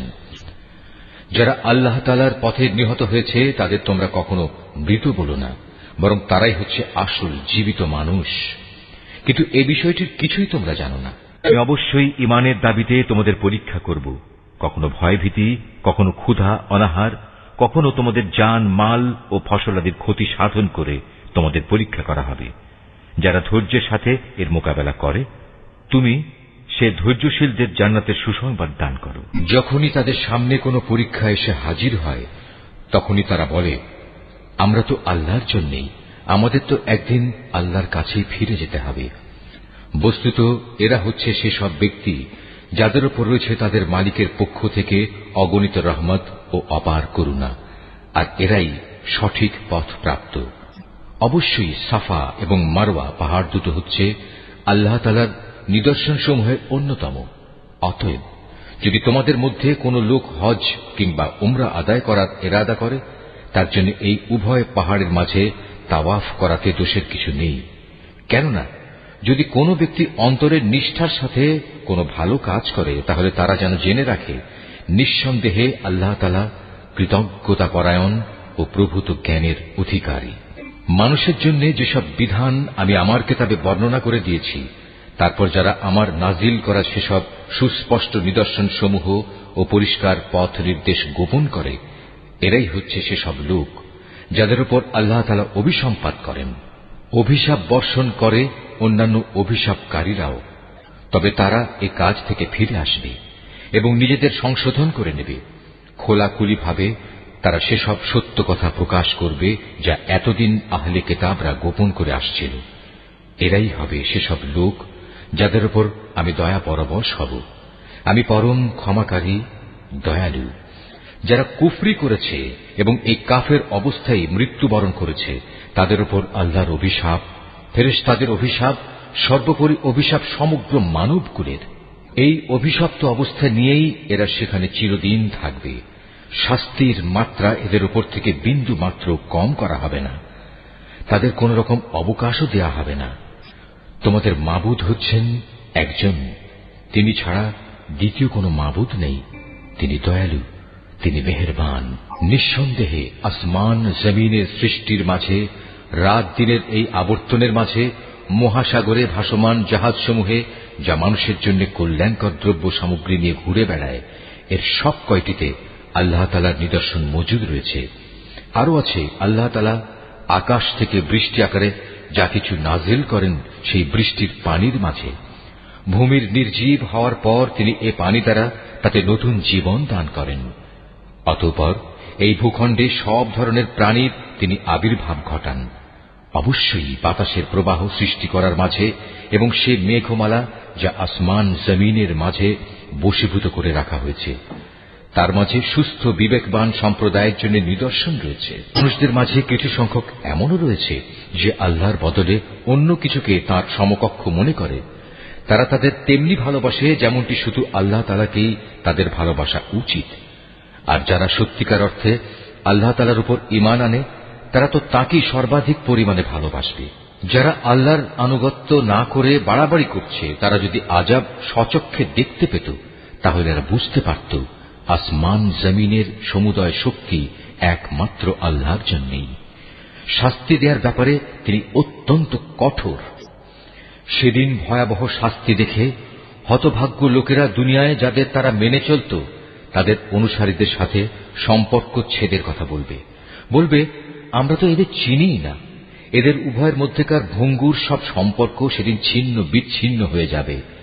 এ হতাশাগ্রস্ত অনুসারীরা সেদিন বলবে, আবার যদি একবার আমাদের জন্য পৃথিবীতে ফিরে যাবার সুযোগ থাকত তাহলে আজ যেমনি করে তারা আমাদের সাথে সম্পর্ক ছেদ করেছে আমরা সেখানে গিয়ে তাদের সাথে যাবতীয় সম্পর্ক ছেদ করে আসতাম। এভাবেই আল্লাহ তাআলা তাদের সমগ্র জীবনের কর্মকাণ্ডগুলো তাদের সামনে একরাশ লজ্জা ও আক্ষেপ হিসেবে তুলে ধরবেন। তাদের জন্য যে জাহান্নাম নির্ধারিত হয়ে আছে এরা কখনো সেই জাহান্নাম থেকে বেরিয়ে আসতে পারবে না। হে মানুষ, তোমরা আল্লাহর জমিনে যা কিছু হালাল ও পবিত্র জিনিস আছে তা খাও এবং হালাল হারামের ব্যাপারে শয়তানের পদাঙ্ক অনুসরণ করো না। অবশ্যই সে তোমাদের প্রকাশ্য দুশমন। শয়তানের কাজ হচ্ছে সে তোমাদের সব সময় পাপ ও অশ্লীল কাজের আদেশ দেয়, যাতে করে আল্লাহ তাআলার নামে তোমরা এমন সব কথা বলতে শুরু করো যা সম্পর্কে তোমরা কিছুই জানো না। তাদের যখন বলা হয় আল্লাহ তাআলা যা কিছু নাজিল করেছেন তোমরা তা মেনে চলো, তারা বলে, আমরা তো শুধু সে পথেরই অনুসরণ করব যে পথের ওপর আমরা আমাদের বাপ দাদাদের পেয়েছি। তাদের বাপ দাদারা যদি এ ব্যাপারে কোনো জ্ঞান বুদ্ধির পরিচয় নাও দিয়ে থাকে কিংবা তারা যদি হেদায়েত নাও পেয়ে থাকে তবু কি তারা তাদের অনুসরণ করবে? এভাবে যারা হেদায়েত অস্বীকার করে তাদের উদাহরণ হচ্ছে এমন জন্তুর মতো যে তার পালের আরেকটি জন্তুকে যখন ডাক দেয় তখন পেছনে সেই জন্তুটি তার চিৎকার ও কান্নার আওয়াজ ছাড়া আর কিছুই শুনতে পায় না। মূলত এরা কানেও শোনে না, কথাও বলতে পারে না, চোখেও দেখে না। এ কারণে হেদায়েতের কথাও এরা বোঝে না। মানুষ, তোমরা যারা ঈমান এনেছ, আমি যেসব পাক পবিত্র জিনিস তোমাদের দান করেছি নিঃসংকোচে তা তোমরা খাও এবং এই নিয়ামতের জন্য আল্লাহ তাআলার শুকর আদায় করো। অবশ্য যদি তোমরা হালাল হারামের ব্যাপারে একান্তভাবে শুধু তাঁরই দাসত্ব করো। অবশ্যই তিনি মৃত জন্তুর গোশত, সব ধরনের রক্ত ও শূকরের গোশত হারাম ঘোষণা করেছেন এবং এমন সব জন্তু হারাম করেছেন যা আল্লাহ তাআলা ছাড়া অন্য কারো নামে জবাই কিংবা উৎসর্গ করা হয়েছে। তবে সে ব্যক্তির কথা আলাদা যাকে এজন্য বাধ্য করা হয়েছে। যদি সে ব্যক্তি এমন হয় যে সে আল্লাহর আইনের সীমা লঙ্ঘনকারী হয় না, অথবা যেটুকু হলে জীবনটা বাঁচে তার চেয়ে বেশি ভোগ করে তাতে অভ্যস্ত হয়ে পড়ে না, তাহলে এই অপারগতার সময় হারাম খেলে তার উপর কোনো গুনাহ নেই। অবশ্যই আল্লাহ তাআলা ক্ষমাশীল, তিনি অনেক মেহেরবান। এ সত্ত্বেও যারা আল্লাহর নাজিল করা তাঁর কিতাবের অংশবিশেষ গোপন করে রাখে এবং সামান্য বৈষয়িক মূল্যে তা বিক্রি করে দেয়, তারা এটা দিয়ে যা হাসিল করে তা হচ্ছে আগুন, যা দিয়ে তারা নিজেদের পেট ভর্তি করে রাখে। শেষ বিচারের দিনে আল্লাহ তাআলা তাদের সাথে কথা বলবেন না, তিনি তাদের সেদিন পবিত্র করবেন না। ভয়াবহ আযাব এদের জন্য নির্দিষ্ট। এরা হেদায়েতের বদলে গুমরাহির পথ কিনে নিয়েছে, ক্ষমার বদলে তারা আযাব বেছে নিয়েছে। এরা ধৈর্যের সাথে ধীরে ধীরে জাহান্নামের আগুনের উপর গিয়ে পড়েছে। এটা এই জন্যে আল্লাহ তাআলা মানব জাতির জন্য আগে থেকেই সত্য দ্বীন সহকারে কিতাব নাজিল করে দিয়েছেন। যারা এই কিতাবে মতবিরোধে লিপ্ত হয়েছে তারা সত্য ও ন্যায়ের পথ থেকে অনেক দূরে বিক্ষিপ্ত হয়ে গেছে। তোমরা তোমাদের মুখ পূর্ব দিকে ফেরাও বা পশ্চিম দিকে ফেরাও, এতে কিন্তু কোনোই কল্যাণ নিহিত নেই। আসল নেকি হচ্ছে একজন মানুষ ঈমান আনবে আল্লাহর উপর, পরকালের উপর, ফেরেশতাদের উপর, আল্লাহর কেতাবের উপর, কেতাবের বাহক নবী রসুলদের উপর, এবং আল্লাহর দেয়া মাল সম্পদ তারই ভালোবাসা পাবার মানুষে আত্মীয় স্বজন, এতিম মিসকিন ও পথিক মুসাফিরের জন্য ব্যয় করবে। সাহায্য প্রার্থী দুস্থ মানুষ, সর্বোপরি মানুষদের কয়েদ ও দাসত্বের বন্দী দশা থেকে মুক্ত করার কাজে অর্থ ব্যয় করবে। নামাজ প্রতিষ্ঠা করবে, দারিদ্র্য বিমোচনের জন্য যাকাত আদায় করবে। তাছাড়াও রয়েছে সেসব পুণ্যবান মানুষ যারা প্রতিশ্রুতি দিলে তা পালন করে, ক্ষুধা দারিদ্র্যের সময় ও দুর্দিনে ধৈর্য ধারণ করে। মূলত এরাই হচ্ছে সত্যবাদী এবং এরাই হচ্ছে প্রকৃত আল্লাহভীরু মানুষ। হে মানুষ, যারা ঈমান এনেছ, তোমাদের জন্য নরহত্যার কিসাস তথা প্রতিশোধ কিভাবে নিতে হবে তা নির্ধারণ করে দেয়া হয়েছে, এবং তা এই যে মৃত স্বাধীন ব্যক্তির বদলে স্বাধীন ব্যক্তি দণ্ডাজ্ঞা পাবে, দাসের বদলে পাবে দাস, নারীর বদলে নারীর উপর দণ্ড প্রযোজ্য হবে। অবশ্য যে হত্যাকারীকে, যাকে হত্যা করা হয়েছে, তার পরিবারের লোকেরা কিংবা তার ভাইয়ের পক্ষ থেকে ক্ষমা করে দেয়া হয়, তার ক্ষেত্রে কোন ন্যায়ানুগ পন্থা অনুসরণ করে তা সম্পন্ন করতে হবে। এটা তোমাদের মালিকের পক্ষ থেকে দণ্ড হ্রাস করার উপায় এবং তার একটি অনুগ্রহ মাত্র। যদি কেউ এর পরেও বাড়াবাড়ি করে তাহলে তার জন্য কঠোর শাস্তি রয়েছে। হে বিবেকবান লোকেরা, আল্লাহর নির্ধারিত এই কিসাসের মাঝেই সত্যিকার অর্থে তোমাদের সমাজ ও জাতির জীবন নিহিত রয়েছে। আশা করা যায় অতঃপর তোমরা সতর্ক হয়ে চলবে। হে ঈমানদার লোকেরা, তোমাদের জন্য এই আদেশ জারি করা হয়েছে যে যদি তোমাদের মাঝে কোনো লোকের মৃত্যু এসে হাজির হয় এবং সে যদি কিছু সম্পদ রেখে যায়, তাহলে ন্যায়ানুগ পন্থায় তা বন্টনের কাজে তার পিতামাতা ও আত্মীয় স্বজনের জন্য ওসিয়তের ব্যবস্থা রয়েছে। এটা পরহেজগার লোকদের উপর একান্ত করণীয়। যারা তার এই ওসিয়ত শুনে নেওয়ার পর নিজেদের স্বার্থে তা পাল্টে নিল, তাদের জানা উচিত এটা বদলানোর অপরাধের দায়িত্ব তাদের উপরই বর্তাবে। আল্লাহ তাআলা সবকিছুই শোনেন এবং সবকিছুই তার জানা। অবশ্য কারো যদি ওসিয়তকারীর কাছ থেকে এই ধরনের আশঙ্কা থাকে যে সে পক্ষপাতিত্ব করে কারো প্রতি অবিচার করে গেছে কিংবা কারো সাথে এর ফলে নাইনসাফি করা হয়েছে, তাহলে যদি সদিচ্ছা নিয়ে মূল বিষয়টি সংশোধন করে নেয়, এতে তার কোনো দোষ হবে না। আল্লাহ তাআলা বড়ই ক্ষমাশীল, মেহেরবান। হে মানুষ, তোমরা যারা ঈমান এনেছ, তোমাদের উপর রোজা ফরজ করে দেয়া হয়েছে, যেমনি করে ফরজ করা হয়েছিল তোমাদের পূর্ববর্তী লোকদের উপর, যেন তোমরা এর মাধ্যমে আল্লাহকে ভয় করতে পারো। রোজা ফরজ করা হয়েছে কয়েকটি নির্দিষ্ট দিনের জন্য। তারপরেও কেউ যদি সে দিনগুলোতে অসুস্থ হয়ে যায় কিংবা কেউ যদি তখন সফরে থাকে, সে ব্যক্তি সমপরিমাণ দিনের রোজা সুস্থ হয়ে অথবা সফর থেকে ফিরে এসে আদায় করে নেবে। এর পরেও যাদের উপর রোজা একান্ত কষ্টকর হবে, তাদের জন্য এর বিনিময়ে ফেদিয়া থাকবে, এবং তা হচ্ছে একজন গরিব ব্যক্তিকে তৃপ্তি ভরে খাবার দেয়া। অবশ্য যদি কোনো ব্যক্তি এর চাইতে বেশি দিয়ে ভালো কাজ করতে চায়, তাহলে এ অতিরিক্ত কাজ তার জন্য হবে একান্ত কল্যাণকর। তবে এ সময় তোমরা যদি রোজা রাখতে পারো, তাই তোমাদের জন্য ভালো। তোমরা যদি রোজার উপকারিতা সম্পর্কে জানতে যে এতেই কল্যাণ রয়েছে। রোজার মাস এমন একটি মাস যাতে কোরআন নাজিল করা হয়েছে, আর এই কোরআন হচ্ছে মানব জাতির জন্য পথের দিশা, সৎ পথের সুস্পষ্ট নিদর্শন, মানুষদের জন্য হক বাতিলের পার্থক্যকারী। অতএব তোমাদের মধ্যে যে ব্যক্তি এ মাসটি পাবে, সে এতে রোজা রাখবে। তবে যদি সে অসুস্থ হয়ে পড়ে কিংবা সফরে থাকে, সে পরবর্তী কোনো সময় গুনে গুনে সেই পরিমাণ দিন পূরণ করে নেবে। এ সুযোগ দিয়ে আল্লাহ তাআলা তোমাদের জীবন আসান করে দিতে চান। আল্লাহ তাআলা কখনোই তোমাদের জীবন কঠোর করে দিতে চান না। আল্লাহর উদ্দেশ্য হচ্ছে তোমরা যেন গুনে গুনে রোজার সংখ্যাগুলো পূরণ করতে পারো। আল্লাহ তাআলা তোমাদের কোরআনের মাধ্যমে জীবন যাপনের যে পদ্ধতি শিখিয়েছেন, তার জন্য তোমরা তার মাহাত্ম্য বর্ণনা করতে এবং তার কৃতজ্ঞতা আদায় করতে পারো। হে নবী, আমার কোন বান্দা যখন তোমাকে আমার ব্যাপারে জিজ্ঞেস করে, তাকে তুমি বলে দিও, আমি তার একান্ত কাছেই আছি, আমি আহ্বানকারীর ডাকে সাড়া দিই যখন সে আমাকে ডাকে, তাই তাদের উচিত আমার আহ্বানে সাড়া দেয়া এবং সম্পূর্ণভাবে আমার উপরই ঈমান আনা। আশা করা যায় এতে করে তারা সঠিক পথের সন্ধান পাবে। রোজার মাসের রাতের বেলায় তোমাদের স্ত্রীদের কাছে যৌন মিলনের জন্য যাওয়া তোমাদের জন্য হালাল করে দেয়া হয়েছে, কারণ তোমাদের নারীরা যেমনি তোমাদের জন্য পোশাক স্বরূপ, ঠিক তোমরাও তাদের জন্য পোশাক সমতুল্য। আল্লাহ তাআলা এটা জানেন। রোজার মাসে রাতের বেলায় স্ত্রী সহবাসের ব্যাপারে তোমরা নানা ধরনের আত্মপ্রতারণার আশ্রয় নিচ্ছিলে, তাই তিনি তোমাদের উপর থেকে কড়াকড়ি শিথিল করে তোমাদের উপর দয়া করলেন এবং তোমাদের মাফ করে দিলেন।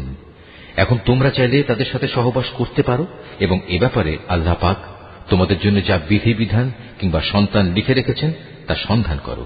রোজার সময় পানাহারের ব্যাপারে আল্লাহর নির্দেশ হচ্ছে, তোমরা পানাহার অব্যাহত রাখতে পারো যতক্ষণ পর্যন্ত রাতের অন্ধকার রেখার ভেতর থেকে ভোরের শুভ্র আলোক রেখা তোমাদের জন্য পরিষ্কার প্রতিভাত না হয়। অতঃপর তোমরা রাতের আগমন পর্যন্ত রোজা পূর্ণ করে নাও। তবে মসজিদে যখন তোমরা ইতিকাফ অবস্থায় থাকবে তখন নারী সম্ভোগ থেকে বিরত থেকো।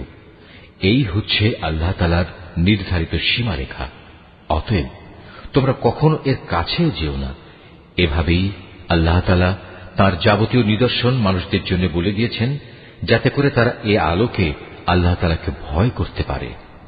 তোমরা একে অন্যের অর্থ সম্পদ অন্যায় অবৈধভাবে আত্মসাৎ করো না। আবার জেনে বুঝে অন্যায়ভাবে অন্যের সম্পদ ভোগ করার জন্য এর একাংশ বিচারকদের সামনে ঘুষ কিংবা উপঢৌকন হিসেবেও পেশ করো না। নবী, তারা তোমাকে নতুন চাঁদগুলো ও তাদের বাড়া কমা সম্পর্কে জিজ্ঞেস করবে। তুমি তাদের বলে দাও, মূলত এগুলো হচ্ছে মানব জাতির জন্য একটি স্থায়ী সময় নির্ঘণ্ট, যার মাধ্যমে মানুষরা দিন তারিখ সম্পর্কে জানতে পারে। তাছাড়া এর মাধ্যমে লোকেরা হজের সময়সূচিও জেনে নিতে পারে। এহরাম বাঁধার পর পেছন দরজা দিয়ে ঘরে প্রবেশ করার মাঝে কোনো সওয়াব নেই। আসল নেকি হচ্ছে কে আল্লাহ তাআলাকে ভয় করল তা দেখা। এখন থেকে ঘরে ঢোকার সময় সামনের দুয়ার দিয়েই তোমরা আসা যাওয়া করো। তোমরা একমাত্র আল্লাহ তাআলাকে ভয় করবে। আশা করা যায় তোমরা কামিয়াব হতে পারবে। তোমরা আল্লাহ তাআলার পথে সেসব লোকের সাথে লড়াই করো যারা তোমাদের সাথে লড়াই করে, কিন্তু কোনো অবস্থায় সীমা লঙ্ঘন করো না, কারণ আল্লাহ তাআলা কখনো সীমা লঙ্ঘনকারীদের পছন্দ করেন না। যেখানেই তোমরা তাদের পাও সেখানেই তোমরা তাদের হত্যা করো। যেসব স্থান থেকে তারা তোমাদের বহিষ্কার করে দিয়েছে তোমরাও তাদের সেসব স্থান থেকে বের করে দাও। জেনে রেখো, ফিতনা, ফাসাদ, দাঙ্গা হাঙ্গামা, নরহত্যার চাইতেও বড় অপরাধ তোমরা কাবা ঘরের পাশে কখনো তাদের সাথে যুদ্ধে লিপ্ত হলো না, যতক্ষণ পর্যন্ত তারা সেখানে তোমাদের আক্রমণ না করে। তারা যদি তোমাদের সাথে যুদ্ধ করে তাহলে তোমরা তাদের সাথে যুদ্ধ করো। এভাবেই কাফেরদের শাস্তি দেয়া হয়। তবে তারা যদি যুদ্ধ বিগ্রহ থেকে ফিরে আসে তাহলে মনে রেখো, আল্লাহ তাআলা বড়ই ক্ষমাশীল ও দয়ার আধার। তোমরা তাদের সাথে লড়াই করতে থাকো যতক্ষণ না জমিন থেকে ফিতনা নির্মূল হয়ে যায় এবং আল্লাহর জমিনে আল্লাহর দেয়া জীবন ব্যবস্থা পূর্ণাঙ্গভাবে আল্লাহর জন্য নির্দিষ্ট হয়ে যায়। যদি তারা যুদ্ধ থেকে ফিরে আসে তবে তাদের সাথে আর কোনো বাড়াবাড়ি নয়। তবে হ্যাঁ, যারা নিজেরাই জালেম তাদের উপর এটা প্রযোজ্য নয়। একটি সম্মানিত মাসের বদলেই একটি সম্মানিত মাস আশা করা যাবে। প্রয়োজনে এই সম্মানিত মাস সমূহেও প্রতিশোধ ব্যবস্থা বৈধ হবে। এ সময়ে যদি কেউ তোমাদের উপর হস্ত প্রসারিত করে তাহলে তোমরাও তাদের উপর তেমনি হস্ত প্রসারিত করে জবাব দাও। তবে সর্বদাই আল্লাহকে ভয় করতে থাকো।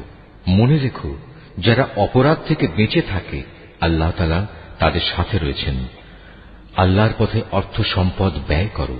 অর্থ সম্পদ আঁকড়ে ধরে নিজেদের হাতেই নিজেদের ধ্বংসের অতলে নিক্ষেপ করো না, এবং তোমরা অন্য মানুষদের সাথে দয়া অনুগ্রহ করো। নিশ্চয়ই আল্লাহ তাআলা অনুগ্রহকারী ব্যক্তিদের ভালোবাসেন। আল্লাহ তাআলার সন্তুষ্টির জন্য হজ ও উমরা সম্পন্ন করো। পথে যদি তোমাদের কোথাও আটকে দেয়া হয় তাহলে সে স্থানেই কোরবানির জন্য যা কিছু সহজভাবে হাতের কাছে পাওয়া যায় তা দিয়েই কোরবানি আদায় করে নাও। তবে কোরবানির পশু তার নির্দিষ্ট গন্তব্যস্থলে পৌঁছার আগ পর্যন্ত তোমরা তোমাদের মাথা মুন্ডন করো না।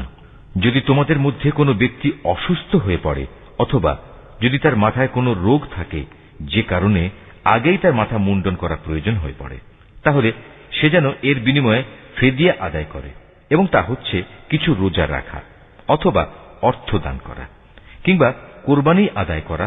অতঃপর তোমরা যখন নিরাপদ হয়ে যাবে তখন তোমাদের কেউ যদি একসাথে হজ ও উমরা আদায় করতে চায়, তার উচিত তার সাধ্য অনুযায়ী কোরবানি আদায় করা। যদি কোরবানি করার মতো কোনো পশু সে না পায়, তাহলে সে যেন হজের সময়কালে 3টি এবং তোমরা যখন বাড়ি ফিরে আসবে তখন 7টি, সর্বমোট পূর্ণ 10টি রোজা রাখে। এই সুবিধাটুকু শুধু তাদের জন্য যাদের পরিবার পরিজন আল্লাহর ঘরের আশেপাশে বর্তমান নেই। তোমরা আল্লাহকেই ভয় করো, জেনে রেখো আল্লাহ তাআলা কঠোর আযাব প্রদানকারী বটে। হজের মাসসমূহ একান্ত সুপরিচিত। সে সময়গুলোর মধ্যে যে ব্যক্তি হজ আদায় করার মনস্থ করবে সে যেন জেনে রাখে হজের ভেতর কোনো যৌন সম্ভোগ নেই, নেই কোনো অশ্লীল গালিগালাজ বা ঝগড়াঝাঁটি। আর যত ভালো কাজই তোমরা করো আল্লাহ তাআলা অবশ্যই তা জানেন। হজের নিয়ত করলে এর জন্য তোমরা পাথেয় জোগাড় করে নেবে, যদিও আল্লাহর ভয়টাই হচ্ছে মানুষের সর্বোৎকৃষ্ট পাথেয়। অতএব হে বুদ্ধিমান মানুষরা, তোমরা আমাকেই ভয় করো। হজের এ সময়গুলোতে যদি তোমরা আল্লাহর অনুগ্রহ তালাশ করতে গিয়ে কোনো অর্থনৈতিক ফায়দা হাসিল করতে চাও, তাতে তোমাদের কোনোই দোষ নেই। অতঃপর তোমরা যখন আরাফাতের ময়দান থেকে ফিরে আসবে তখন মুজদালিফায় মাশআরে হারামের কাছে এসে আল্লাহকে স্মরণ করবে, ঠিক যেমনি করে আল্লাহ তাআলা তোমাদের তাকে ডাকার পথ বলে দিয়েছেন তেমনি করে তাকে স্মরণ করবে। ইতিপূর্বে তোমরা আসলেই পথভ্রষ্টদের দলে শামিল ছিলে।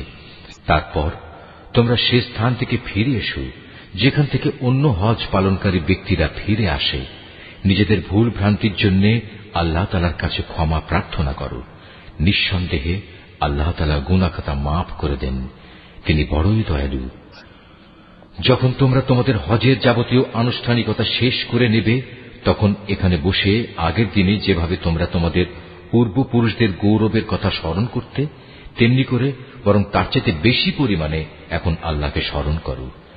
মানুষদের ভেতর থেকে একদল লোক বলে, হে আমাদের মালিক, সব ভালো জিনিস তুমি আমাদের এই দুনিয়াতেই দিয়ে দাও। বস্তুত যারা এ ধরনের কথা বলে তাদের জন্য পরকালে আর কোনো পাওনাই বাকি থাকে না। আবার এ মানুষদেরই আর একদল বলে, হে আমাদের প্রতিপালক, এ দুনিয়ায়ও তুমি আমাদের কল্যাণ দান করো, পরকালেও তুমি আমাদের কল্যাণ দাও, সর্বোপরি তুমি আমাদের আগুনের আযাব থেকে নিষ্কৃতি দাও। এ ধরনের লোকদের তাদের নিজ নিজ উপার্জন মোতাবেক তাদের যথার্থ হিস্সা রয়েছে। আল্লাহ তাআলাই হচ্ছেন দ্রুত হিসাব গ্রহণকারী। হাতে গোনা হজের এ কয়টি দিনে বেশি পরিমাণে আল্লাহকে স্মরণ করো। হজের পর যদি কেউ তাড়াহুড়ো করে দুদিনের মধ্যে মিনা থেকে মক্কায় ফিরে আসে তাতে যেমন কোনো দোষ নেই, তেমনি যদি কোনো ব্যক্তি সেখানে আরো বেশি অপেক্ষা করতে চায় তাতেও কোনো দোষ নেই। এই নিয়ম হচ্ছে তার জন্য যে আল্লাহকে ভয় করেছে। তোমরা শুধু আল্লাহ তাআলাকে ভয় করো এবং জেনে রাখো একদিন তোমাদের তাঁর কাছেই জড়ো করা হবে। মানুষদের মাঝে এমন লোকও আছে পার্থিব জীবনে যার কথা তোমাকে খুবই উৎফুল্ল করবে। তার মনে যা কিছু আছে তার উপর সে আল্লাহ তাআলাকে সাক্ষী বানায়, কিন্তু এর প্রকৃত পরিচয় হচ্ছে সে ভীষণ ঝগড়াটে ব্যক্তি। আবার সে যখন আল্লাহর জমিনের কোথাও ক্ষমতার আসনে বসতে পারে তখন সে নানা প্রকারে অশান্তি সৃষ্টি করতে শুরু করে, জমিনের শস্যক্ষেত্র বিনাশ করে, জীবজন্তুর বংশ নির্মূল করতে চায়। মূলত আল্লাহ তাআলা কখনো বিপর্যয় সৃষ্টিকারী মানুষদের পছন্দ করেন না। যখন তাকে বলা হয় ফিতনা ফাসাদ সৃষ্টি না করে তুমি আল্লাহ তাআলাকে ভয় করো, তখন তাকে মিথ্যা অহংকারে পেয়ে বসে যা গুনার সাথে মেশানো থাকে। মূলত এ চরিত্রের লোকের জন্য জাহান্নামই যথেষ্ট, আর তা হচ্ছে একান্ত নিকৃষ্টতম ঠিকানা। মানুষদের ভেতর আবার এমন কিছু লোক রয়েছে যারা আল্লাহ তাআলার এতটুকু সন্তুষ্টি লাভের জন্য নিজের জীবন পর্যন্ত বিক্রি করে দেয়। আল্লাহ তাআলা এ ধরনের বান্দাদের প্রতি সত্যিই অনুগ্রহশীল। হে ঈমানদার লোকেরা, তোমরা পুরোপুরি ইসলামের ছায়াতলে এসে যাও এবং কোনো অবস্থায় অভিশপ্ত শয়তানের পদাঙ্ক অনুসরণ করো না, কেননা শয়তান হচ্ছে তোমাদের প্রকাশ্যতম দুশমন। আল্লাহ তাআলার পক্ষ থেকে এসব সুস্পষ্ট নিদর্শন তোমাদের কাছে এসে যাওয়ার পরও যদি তোমাদের পদস্খলন হয়, তাহলে নিশ্চিত জেনে রাখো আল্লাহ তাআলা মহাবিজ্ঞ ও পরাক্রমশালী। তারা কি সেদিনের অপেক্ষা করছে যখন আল্লাহ তাআলা স্বয়ং তার ফেরেশতা সহ মেঘের ছায়া দিয়ে এখানে আসবেন এবং তখন তাদের ভাগ্যের চূড়ান্ত ফয়সালা হয়ে যাবে। সব কয়টি ব্যাপার সর্বশেষে তার কাছেই উপনীত হবে। তুমি বনী ইসরায়েলদের জিজ্ঞেস করো, কি পরিমাণ সুস্পষ্ট নিদর্শন আমি তাদের দান করেছি। আমি তাদের বলেছি, যার কাছে হেদায়েতের নিয়ামত আসার পর সে নিজে তা বদলে ফেলে, তার জন্য আল্লাহ তাআলা কঠোর শাস্তি দানকারী। যারা আল্লাহ তাআলাকে অস্বীকার করেছে তাদের জন্য তাদের এ পার্থিব জীবনটা খুব লোভনীয় করে সাজিয়ে রাখা হয়েছে। এরা ঈমানদার ব্যক্তিদের বিদ্রূপ করে, অথচ এই ঈমানদার ব্যক্তি যারা আল্লাহ তাআলাকে ভয় করেছে, শেষ বিচারের দিন তাদের মর্যাদা এদের তুলনায় অনেক বেশি হবে। আল্লাহ তাআলা যাকে চান তাকে অপরিমিত রিজিক দান করেন। একসময় সব মানুষ একই উম্মতের অন্তর্ভুক্ত ছিল, পরে এরা নানা দলে উপদলে বিভক্ত হয়ে তাদের স্রষ্টাকেই ভুলে গেল। তখন আল্লাহ তাআলা সঠিক পথের অনুসারীদের সুসংবাদবাহী আর গুনাহগারদের জন্য আযাবের সতর্ককারী হিসেবে নবীদের পাঠালেন। তিনি সত্যসহ গ্রন্থ নাজিল করলেন যেন তা মানুষদের এমন পারস্পরিক বিরোধ সমূহের চূড়ান্ত ফয়সালা করতে পারে যে ব্যাপারে তারা মতবিরোধ করে। তাদের কাছে সুস্পষ্ট হিদায়াত পাঠানো সত্ত্বেও তারা পারস্পরিক বিদ্রোহ ও বিদ্বেষ সৃষ্টির জন্য মতবিরোধ করেছে। অতঃপর আল্লাহ তাআলা তাদের সবাইকে স্বীয় ইচ্ছায় সেই সঠিক পথ দেখালেন, যার ব্যাপারে ইতিপূর্বে তাদের মধ্যে মতবিরোধ সৃষ্টি হয়েছিল। আল্লাহ তাআলা যাকে চান তাকে সঠিক পথ দেখান। তোমরা কি মনে করে নিয়েছ যে তোমরা এমনি এমনি বেহেশতে চলে যাবে? এখনো পূর্ববর্তী নবীদের অনুসারীদের বিপদের মতো কিছুই তোমাদের উপর নাজিল হয়নি। তাদের উপর বহু ধরনের বিপর্যয় ও সংকট এসেছে। কঠোর নির্যাতনে তারা নির্যাতিত হয়েছে, কঠিন নিপীড়নে তারা শিহরিত হয়ে উঠেছে। এমনকি স্বয়ং আল্লাহর নবী ও তার সঙ্গী সাথীরা অত্যাচারে অতিষ্ঠ হয়ে এক পর্যায়ে এই বলে আর্তনাদ করে উঠেছে, আল্লাহ তাআলার সাহায্য কবে আসবে? আল্লাহ তাআলা তাঁর প্রিয়জনদের সান্ত্বনা দিয়ে বললেন, অবশ্যই আল্লাহ তাআলার সাহায্য অতি নিকটে। তারা তোমার কাছে জানতে চাইবে তারা কি কি খাতে খরচ করবে। তুমি তাদের বলে দাও, যা কিছুই তোমরা তোমাদের পিতা মাতার জন্য, আত্মীয় স্বজনদের জন্য, এতিম অসহায় মিসকিনদের জন্য এবং মুসাফিরের জন্য খরচ করবে, তাই আল্লাহ তাআলা গ্রহণ করবেন। যা ভালো কাজ তোমরা করবে আল্লাহ তাআলা তা অবশ্যই জানতে পারবেন। সত্য প্রতিষ্ঠা ও অসত্য নির্মূল করার জন্য যুদ্ধ তোমাদের উপর ফরজ করে দেওয়া হয়েছে, আর এটাই তোমাদের ভালো লাগে না। কিন্তু তোমাদের জেনে রাখা উচিত, এমন কোন জিনিস তো থাকতে পারে যা তোমাদের ভালো লাগে না, অথচ তাই তোমাদের জন্য কল্যাণকর। আবার একইভাবে এমন কোন জিনিস যা তোমাদের খুবই ভালো লাগবে, কিন্তু পরিণামে তা হবে তোমাদের জন্য খুবই ক্ষতিকর। আল্লাহ তাআলাই সব চাইতে ভালো জানেন, তোমরা কিছুই জানো না। সম্মানিত মাস ও তাতে যুদ্ধ করা সম্পর্কে তারা তোমাকে জিজ্ঞেস করবে। তুমি তাদের বলে দাও, এই মাসে যুদ্ধ বিগ্রহ করা অনেক বড় গুনার কথা, কিন্তু আল্লাহর কাছে এর চাইতে বড় গুনাহ হচ্ছে আল্লাহর পথ থেকে মানুষদের ফিরিয়ে রাখা, আল্লাহকে অস্বীকার করা, খানায়ে কাবার দিকে যাওয়ার পথ রোধ করা ও সেখানকার অধিবাসীদের সেখান থেকে বের করে দেয়া। আর আল্লাহ দ্রোহিতার ফিতনা, ফাসাদ, হত্যাকাণ্ডের চাইতেও অনেক বড় অন্যায়। এ কারণেই এরা তোমাদের সাথে এ মাসসমূহে লড়াই বন্ধ করে দেবে বলে তুমি ভেবো না। তারা তো পারলে বরং তোমাদের সবাইকে তোমাদের ইসলামী জীবন বিধান থেকেও ফিরিয়ে নিতে চাইবে। যদি তোমাদের কোনো ব্যক্তি তার দ্বীন থেকে ফিরে যায়, অতঃপর সে মৃত্যু মুখে পতিত হয় এমন অবস্থায় যে সে সুস্পষ্ট কাফের ছিল, তাহলে তারাই হবে সে লোক যাদের যাবতীয় কর্মকাণ্ড দুনিয়া আখিরাতে বিফলে যাবে, আর এরাই হবে জাহান্নামের অধিবাসী। সেখানে তারা চিরদিন থাকবে। যারা ঈমান এনেছে, যারা হিজরত করেছে এবং আল্লাহর পথে জিহাদ করেছে, তারাই আল্লাহ তাআলার পক্ষ থেকে অনুগৃহীত হবার আশা করতে পারে। আল্লাহ তাআলা ক্ষমাশীল, অত্যন্ত দয়ালু। নবী, এরা তোমাকে মদ ও জুয়া সম্পর্কে জিজ্ঞেস করবে। তুমি তাদের বলে দাও, এ দুটো জিনিসের মধ্যে অনেক বড় ধরনের পাপ রয়েছে, যদিও মানুষের জন্য এর কিছু কিছু ব্যবসায়িক উপকারিতাও রয়েছে, কিন্তু এ উভয়ের ধ্বংসকারী গুনাহ তার ব্যবসায়িক উপকারিতার চাইতে অনেক বেশি। তারা তোমাকে এও জিজ্ঞেস করে তারা নেক কাজে কি কি খরচ করবে। তুমি তাদের বলো, দৈনন্দিন প্রয়োজন পূরণের পর যা অতিরিক্ত তাই। আল্লাহ তাআলা এভাবে তোমাদের জন্য তাঁর আয়াতসমূহ খুলে খুলে বলে দেন, যাতে করে তোমরা এ নিয়ে চিন্তা ভাবনা করতে পারো।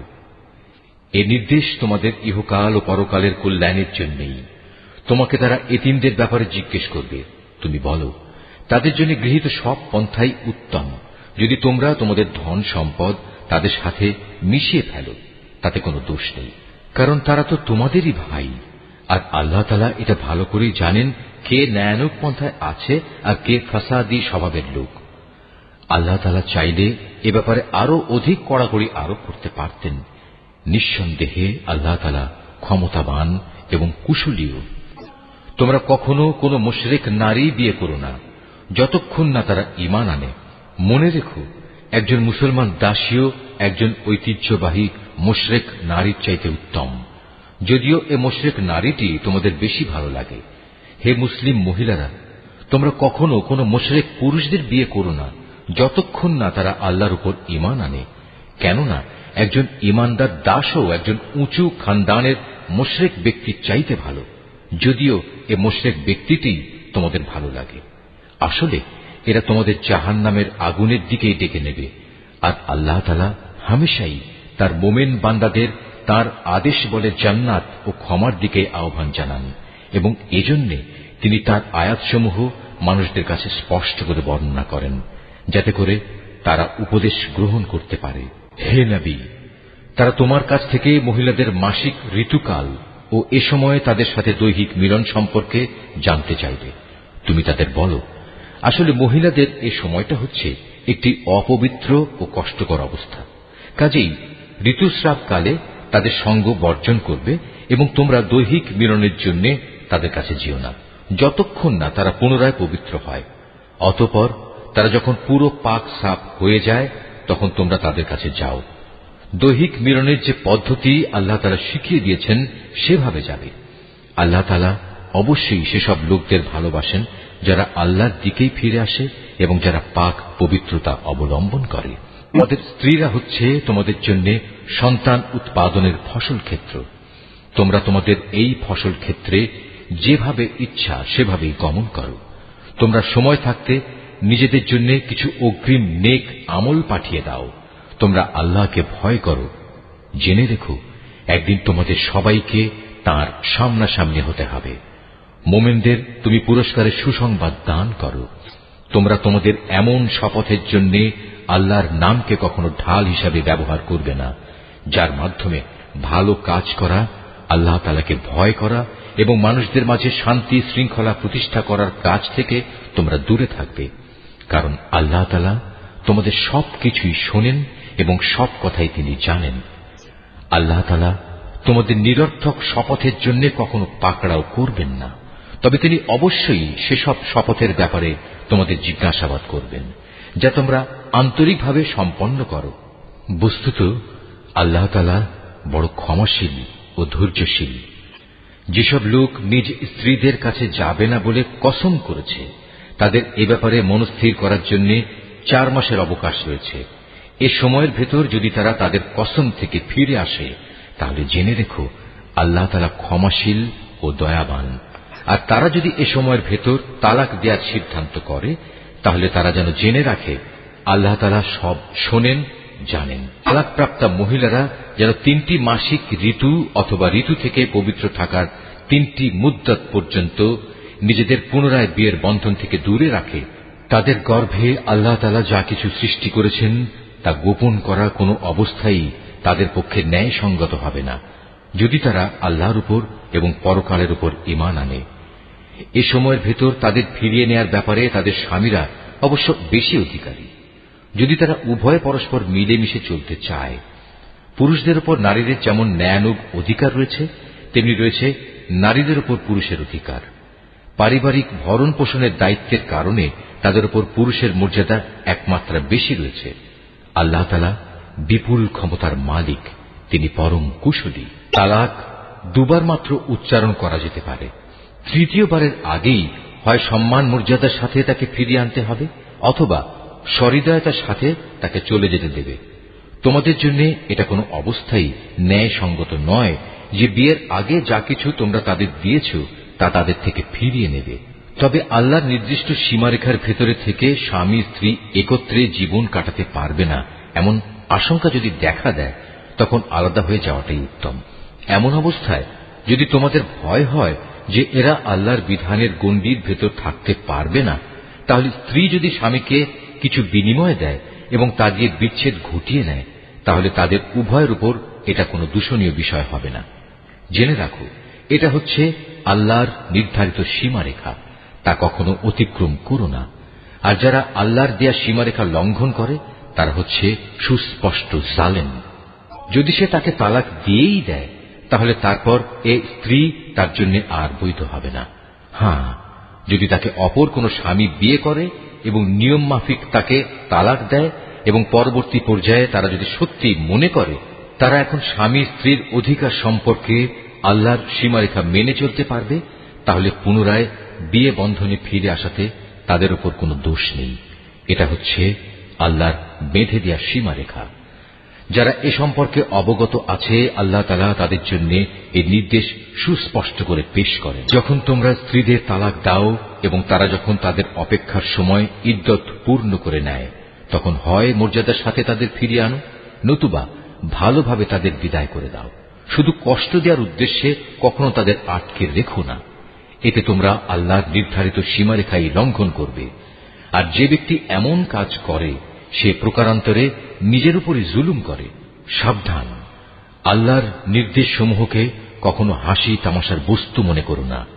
স্মরণ করো, তোমরা ছিলে অজ্ঞ। আল্লাহ তাআলা তোমাদের উপর হেদায়েতের বাণী পাঠিয়ে নিয়ামত দান করেছেন। শুধু তাই নয়, তিনি তোমাদের জন্য জ্ঞান ও যুক্তিপূর্ণ কিতাব নাজিল করেছেন, যা তোমাদের দৈনন্দিন জীবনের নিয়ম কানুন বাতলে দেয়। অতএব তোমরা আল্লাহকে ভয় করো এবং জেনে রাখো, তিনি তোমাদের যাবতীয় কাজকর্ম সম্পর্কে সম্পূর্ণ ওয়াকিবহাল রয়েছেন। যখন তোমরা তোমাদের স্ত্রীদের তালাক দিয়ে দাও, অতঃপর তালাক প্রাপ্ত স্ত্রীরাও তাদের নির্ধারিত অপেক্ষার সময় ইদ্দত পালন শেষ করে নেয়, তখন তোমরা তাদের পছন্দ মতো স্বামীদের সাথে বিয়ের ব্যাপারে বাধা দিও না। যদি তারা বিয়ের জন্য সম্মানজনকভাবে কোনো ঐক্যমত্যে পৌঁছে থাকে, তোমাদের ভেতর যারা আল্লাহ তাআলা ও পরকালীন জীবনের উপর বিশ্বাস স্থাপন করে তাদের এ আদেশই দেয়া হচ্ছে। মূলত এটা তোমাদের জন্য অধিক সম্মানের এবং অনেক পবিত্র কর্মধারা, কারণ আল্লাহ তাআলা জানেন তোমরা কিছুই জানো না। মায়েদের পুরো 2 বছরই সন্তানকে বুকের দুধ খাওয়ানো উচিত। এ নিয়ম তার জন্য যে চায় সন্তানের দুধ খাওয়ানো পুরো মাত্রায় আদায় করুক। সন্তানের পিতা দুধ খাওয়ানোর জন্য মায়েদের সম্মানজনক ভরণ পোষণ সুনিশ্চিত করবে। কোন ব্যক্তির উপর তার সাধ্যাতীত বোঝা চাপিয়ে দেওয়া যাবে না। পিতার সঙ্গতির কথা ভাবতে গিয়ে দেখতে হবে মায়েরাও যেন আবার নিজ সন্তান নিয়ে বেশি কষ্টে না পড়ে যায়, এবং পিতাকেও যেন সন্তান জন্ম দেওয়ার কারণে অযথা কষ্টে পড়ে যেতে না হয়, সেটাও খেয়াল রাখতে হবে। সন্তানের পিতার অবর্তমানে তার উত্তরাধিকারীদের উপর সন্তানের জন্মদাত্রী মায়ের অধিকার এভাবেই বহাল থাকবে। তবে কোন পর্যায়ে পিতামাতা যদি পারস্পরিক সম্মতি ও পরামর্শের ভিত্তিতে আগেভাগেই সন্তানের দুধ ছাড়িয়ে নিতে চায়, তাতেও তাদের উপর কোনো দোষের কিছু নেই। তোমরা যদি নিজেদের বদলে অন্য কাউকে সন্তানের দুধ খাওয়ানোর জন্য নিয়োগ করতে চাও এবং যদি দুগ্ধদাত্রীর পাওনা যথাযথভাবে বুঝিয়ে দেওয়া হয়, তাতেও কোনো গুনাহ নেই। সর্বাবস্থায় আল্লাহ তাআলাকে ভয় করো এবং জেনে রেখো, তোমরা যা কিছুই করো আল্লাহ তাআলা তার সব কিছুই দেখতে পান।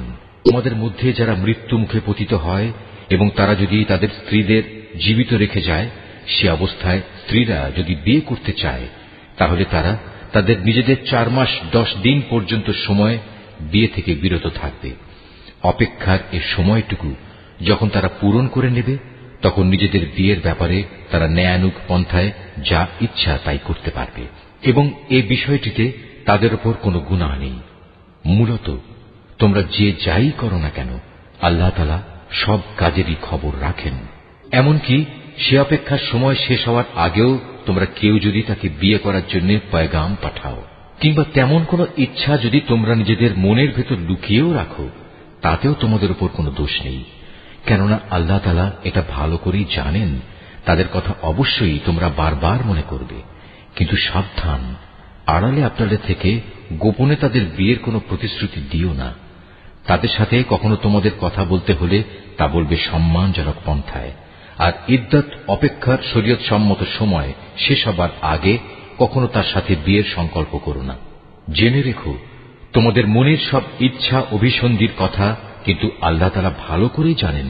অতএব তোমরা একমাত্র তাঁর থেকেই সতর্ক হও এবং একথাও জেনে রেখো, আল্লাহ তাআলা অত্যন্ত ধৈর্যশীল, মহান ক্ষমাশীল। স্ত্রীদের শারীরিকভাবে স্পর্শ করা কিংবা তাদের জন্য মোহরের কোনো অঙ্ক নির্ধারণের আগেই যদি তোমরা তাদের তালাক দাও, তাতে শরীয়তের দৃষ্টিতে তোমাদের উপর কোনো গুনাহ নেই। এ পরিস্থিতিতে মোহরের কোনো অঙ্ক নির্ধারিত না হলেও তাদের ন্যায়ানুগ পন্থায় কিছু পরিমাণ অর্থ আদায় করে দেবে। ধনী ব্যক্তির উপর এটা হবে তার নিজ ক্ষমতা অনুযায়ী এবং গরিব ব্যক্তির উপর হবে তার সঙ্গতি অনুযায়ী। এটা নেককার লোকদের উপর আরোপিত স্ত্রীদের একটি অধিকার বটে। যদি এমন হয় তোমরা তাদের শারীরিকভাবে স্পর্শ করনি, কিন্তু মোহরের অঙ্ক নির্ধারিত করে নিয়েছ, এমত অবস্থায় যদি তোমরা তাদের তালাক দাও, তাহলে তাদের জন্য থাকবে নির্ধারিত মোহরের অর্ধেক পরিমাণ, যা আদায় করে দিতে হবে। হ্যাঁ, তালাকপ্রাপ্তা স্ত্রী নিজের থেকে যদি তোমাদের তা মাফ করে দেয়, কিংবা যে স্বামীর হাতে বিয়ের বন্ধন রয়েছে সে যদি স্ত্রীকে নির্দিষ্ট পরিমাণের বেশি দিয়ে অনুগ্রহ দেখাতে চায়, তাহলে তা হবে আল্লাহ ভীতিরও একান্ত কাছাকাছি। কখনো একে অপরের প্রতি দয়া ও সহৃদয়তা দেখাতে ভুলো না, কারণ তোমরা কে কি কাজ করো তার সবকিছুই আল্লাহ তাআলা পর্যবেক্ষণ করছেন। তোমরা নামাজ সমূহের উপর গভীরভাবে যত্নবান হও, বিশেষ করে মধ্যবর্তী নামাজ, এবং আল্লাহর জন্য বিনীতভাবে দাঁড়িয়ে থাকো। অতঃপর যদি তোমরা ভীতিপ্রদ কোনো অবস্থার সম্মুখীন হও, তখন প্রয়োজনে তোমরা নামাজ পড়বে পায়ের উপর দাঁড়িয়ে কিংবা সওয়ারের উপর থাকা অবস্থায়। তারপর তোমরা যখন নিরাপদ হয়ে যাবে তখন আল্লাহ তাআলাকে স্মরণ করো, যেভাবে আল্লাহ তাআলা তাকে স্মরণ করার নিয়ম শিখিয়েছেন, যার কিছুই তোমরা ইতিপূর্বে জানতে না। তোমাদের মধ্যে থেকে যদি কেউ মৃত্যুমুখে পতিত হয় এবং সে বিধবা স্ত্রীদের রেখে যায়, তার উত্তরসূরিদের জন্য তার ওসিয়ত থাকবে যেন তারা 1 বছর পর্যন্ত তাদের স্ত্রীদের ব্যয়ভার বহন করে। কোন অবস্থায় যেন তার ভিটে মাটি থেকে তাকে বের করে দেয়া না হয়। এই সময় পূরণ হবার আগে যদি তারা নিজেরাই বের হয়ে যায় এবং তারা নিজেদের ব্যাপারে কোনো ভিন্ন সিদ্ধান্ত করে কোনো সম্মানজনক ব্যবস্থা করে নেয়, তাহলে এজন্য তোমাদের উপর কোনো দোষ পড়বে না। আল্লাহ তাআলা সবার উপর শক্তিশালী, তিনি বিজ্ঞ কুশলীও। স্বামীদের উপর তালাকপ্রাপ্তা মহিলাদের জন্য ন্যায়সঙ্গত ভরণ পোষণের দায়িত্ব থাকবে। আল্লাহ তাআলাকে যারা ভয় করে, এটা তাদের উপর আরোপিত দায়িত্ব। এভাবেই আল্লাহ তাআলা তাঁর আয়াতগুলো তোমাদের জন্য সুস্পষ্ট করে বলে দিয়েছেন, যাতে করে তোমরা বুঝতে পারো। তুমি কি তাদের পরিণতি দেখোনি, যারা মৃত্যুর ভয়ে নিজেদের ভিটে মাটি ছেড়ে বেরিয়ে এসেছিল, অথচ তারা সংখ্যায় ছিল হাজার হাজার। তাদের এ কাপুরুষোচিত আচরণে রুষ্ট হয়ে আল্লাহ তাআলা তাদের বললেন, তোমরা নিপাত হয়ে যাও। অতঃপর একসময় তাদের বংশধররা সাহসিকতার সাথে জালেমের মোকাবেলা করল। আল্লাহ তাআলা তাদের পুনরায় সামাজিক ও রাজনৈতিক জীবন দান করলেন। আল্লাহ তাআলা এ ধরনের সাহসী মানুষদের উপর সর্বদাই অনুগ্রহশীল, কিন্তু মানুষদের অধিকাংশই এজন্য আল্লাহর কৃতজ্ঞতা আদায় করে না। হে মুসলমানরা, কাপুরুষতা না দেখিয়ে তোমরা আল্লাহর পথে লড়াই করো এবং একথা ভালো করে জেনে রাখো, আল্লাহ তাআলা যেমন সব শোনেন তেমনি তিনি সবকিছু জানেনও। তোমাদের মধ্যে থেকে কে এমন হবে যে আল্লাহকে উত্তম ঋণ দেবে? যে কেউই আল্লাহকে ঋণ দেবে সে যেন জেনে রাখে আল্লাহ তাআলা ঋণের সে অঙ্ক তার জন্য বহু গুণ বাড়িয়ে দেবেন। আল্লাহ তাআলা কাউকে ধনী আবার কাউকে গরিব করে দেন, আর সবশেষে তোমাদের ধনী গরিব সবাইকে তো একদিন তার কাছেই ফিরে যেতে হবে। তুমি কি বনি ইসরাইল দলের কতিপয় নেতা সম্পর্কে চিন্তা করনি, যখন তারা মুসার আগমনের পর তদানীন্তন নবীর কাছে বলেছিল, আমাদের জন্য একজন বাদশা ঠিক করে দাও, যেন তার সাথে আমরা আল্লাহর পথে লড়াই করতে পারি। আল্লাহর সে নবী তাদের বলল, তোমাদের অবস্থা আগের লোকদের মধ্যে এমন হবে না তো যে আল্লাহ তাআলা তোমাদের লড়াইয়ের আদেশ দেবেন এবং তোমরা লড়াই করবে না? তারা বলল, আমরা কেন আল্লাহর পথে লড়ব না, বিশেষ করে যখন আমাদের নিজেদের বাড়ি ঘর থেকে আমাদের বের করে দেওয়া হয়েছে, আমাদের ছেলে মেয়েদেরও বের করে দেওয়া হয়েছে। অতঃপর যখন সত্যি সত্যি তাদের আল্লাহর পক্ষ থেকে যুদ্ধের আদেশ দেয়া হল, তখন কতিপয় সাহসী বান্দা ছাড়া তাদের অধিকাংশই ময়দান ছেড়ে পালিয়ে গেছে। আসলে আল্লাহ তাআলা জালেমদের ভালো করেই জানেন। তাদের নবী তাদের বলল, আল্লাহ তাআলা তালুতকে তোমাদের উপর বাদশা নিযুক্ত করে পাঠিয়েছেন। একথা শুনে তারা বলল, তার কি অধিকার আছে যে আমাদের উপর রাজত্ব করার? বাদশাহীর অধিকার বরং তার চাইতে আমাদেরই বেশি রয়েছে। তাছাড়া অর্থ প্রাচুর্যও তো তার বেশি নেই। আল্লাহর নবী বলল, শাসন ক্ষমতার জন্য আল্লাহ তাআলা তাকেই বাছাই করেছেন এবং এ কাজের জন্য তার শারীরিক যোগ্যতা ও জ্ঞান প্রতিভা আল্লাহ তাআলা বাড়িয়ে দিয়েছেন। আসলে আল্লাহ তাআলা যাকে চান তাকেই তার রাজ ক্ষমতা দান করে থাকেন। তার ভান্ডার অনেক প্রশস্ত। আল্লাহ তাআলা যাকে চান তাকেই রাজত্ব দেন। আল্লাহ তাআলা প্রাচুর্যময় ও মহাবিজ্ঞ। তাদের নবী তাদের আরো বলল, আল্লাহ তাআলা যাকে পাঠাচ্ছেন তার বাদশাহীর অবশ্যই একটা চিহ্ন থাকবে এবং তা হচ্ছে সে তোমাদের সামনে হারানো সিন্দুকটি এনে হাজির করবে। এতে তোমাদের জন্য আল্লাহর পক্ষ থেকে সান্ত্বনা ও প্রশান্তির বিষয় থাকবে। তাছাড়া এ অমূল্য সিন্দুকে মুসা ও হারুনের পরিবার পরিজনের কিছু রেখে যাওয়া জিনিসপত্রও থাকবে। আল্লাহ তাআলার নির্দেশে তার ফেরেশতারা এই সিন্দুক তোমাদের জন্য বহন করে আনবে। যদি তোমরা বিশ্বাস স্থাপন করো তাহলে তোমরা দেখবে এ সব কিছুতে তোমাদের জন্য এক ধরনের নিদর্শন রয়েছে। তো পেয়ে তালুত নিজ বাহিনী নিয়ে যখন এগিয়ে গেল, তখন সে তার লোকদের বলল, আল্লাহ তাআলা একটি নদীর পানি দিয়ে তোমাদের পরীক্ষা করবেন। যদি তোমাদের মধ্যে কেউ এর পানি পান করে তাহলে সে আর আমার দলভুক্ত থাকবে না, আর যে ব্যক্তি তা খাবে না সে অবশ্যই আমার দলভুক্ত থাকবে। তবে কেউ যদি তার হাত দিয়ে সামান্য এক আঁজলা পানি খেয়ে নেয় তা ভিন্ন কথা। অতঃপর সেখানে গিয়ে হাতে গোনা কয়েকজন লোক ছাড়া আর সবাই তৃপ্তি ভরে পানি পান করল। এ কয়জন লোক যারা তার কথায় তার সাথে ঈমান এনেছিল, তারা এবং তালুত যখন নদী পার হয়ে এগিয়ে গেল, তখন তারা নিজেদের দীনতা দেখে বলে উঠল, হে আল্লাহ, আজ জালুত এবং তার বিশাল বাহিনীর মোকাবেলা করার শক্তি আমাদের নেই। এ সময় তাদেরই সাথী বন্ধুরা যারা জানত তাদের আল্লাহর সামনে হাজির হতে হবে, তারা বলল, ইতিহাসে এমন অনেকবারই দেখা গেছে আল্লাহর সাহায্য নিয়ে একটি ক্ষুদ্র দলও বিশাল সেনাবাহিনীর উপর জয়ী হয়েছে। কেননা আল্লাহ তাআলা ধৈর্যশীলদের সাথেই থাকেন। তারপর যখন সে তার সৈন্য নিয়ে মোকাবেলা করার জন্য দাঁড়ালো, তখন তারা আল্লাহর কাছে সাহায্য চেয়ে বলল, হে আমাদের মালিক, তুমি আমাদের সবরের তৌফিক দান করো। দুশমনের মোকাবেলায় আমাদের কদম অটল রাখো এবং অবিশ্বাসী কাফেরদের মোকাবেলায় তুমি আমাদের সাহায্য করো। লড়াইয়ের ময়দানে তারা তাদের পর্যুদস্ত লাঞ্ছিত করে দিল এবং দাউদ আল্লাহর সাহায্য নিয়ে জালুতকে হত্যা করল। আল্লাহ তাআলা তাকে দুনিয়ার রাজত্ব দান করলেন এবং তাকে রাজ ক্ষমতা চালানোর কৌশল শিক্ষা দিলেন। আল্লাহ তাআলা তাকে নিজ ইচ্ছা মতো আরো বহু বিষয়ে জ্ঞান দান করলেন। আসলে আল্লাহ তাআলা যদি যুগে যুগে একদল লোককে দিয়ে আর একদল লোককে শায়েস্তা না করতেন, তাহলে এই ভূখণ্ড ফিতনা ফাসাদে ভরে যেত। কিন্তু আল্লাহ তাআলা তা চাননি। কেননা আল্লাহ তাআলা এ সৃষ্টিকুলের উপর বড়ই অনুগ্রহশীল। এ কিতাবে বর্ণিত এ সব ঘটনা হচ্ছে আল্লাহর এক একটা নিদর্শন মাত্র, যা যথাযথভাবে আমি তোমাকে শুনিয়েছি। এর কোন ঘটনাই তো তুমি জানতে না। তুমি অবশ্যই আমার পাঠানো নবী রসুলদের একজন। যে নবী রসুলরা রয়েছে এদের কাউকে কারো উপর আমি বেশি মর্যাদা দান করেছি। এদের মধ্যে এমনও কেউ ছিল যাদের সাথে আল্লাহ তাআলা কথা বলেছেন এবং এর মাধ্যমে কারো মর্যাদা তিনি বাড়িয়ে দিয়েছেন। আমি মরিয়মের ছেলে ঈসাকে কতিপয় উজ্জ্বল নিদর্শন দিয়েছিলাম। অতঃপর পবিত্র রূহের মাধ্যমে তাকে আমি সাহায্য করেছি। আল্লাহ তাআলা চাইলে তাদের আগমনের পর যাদের কাছে এসব উজ্জ্বল নিদর্শন এসেছে তারা কখনো মারামারিতে লিপ্ত হতো না। কিন্তু রসুলদের পর তারা দলে উপদলে বিভক্ত হয়ে গেল।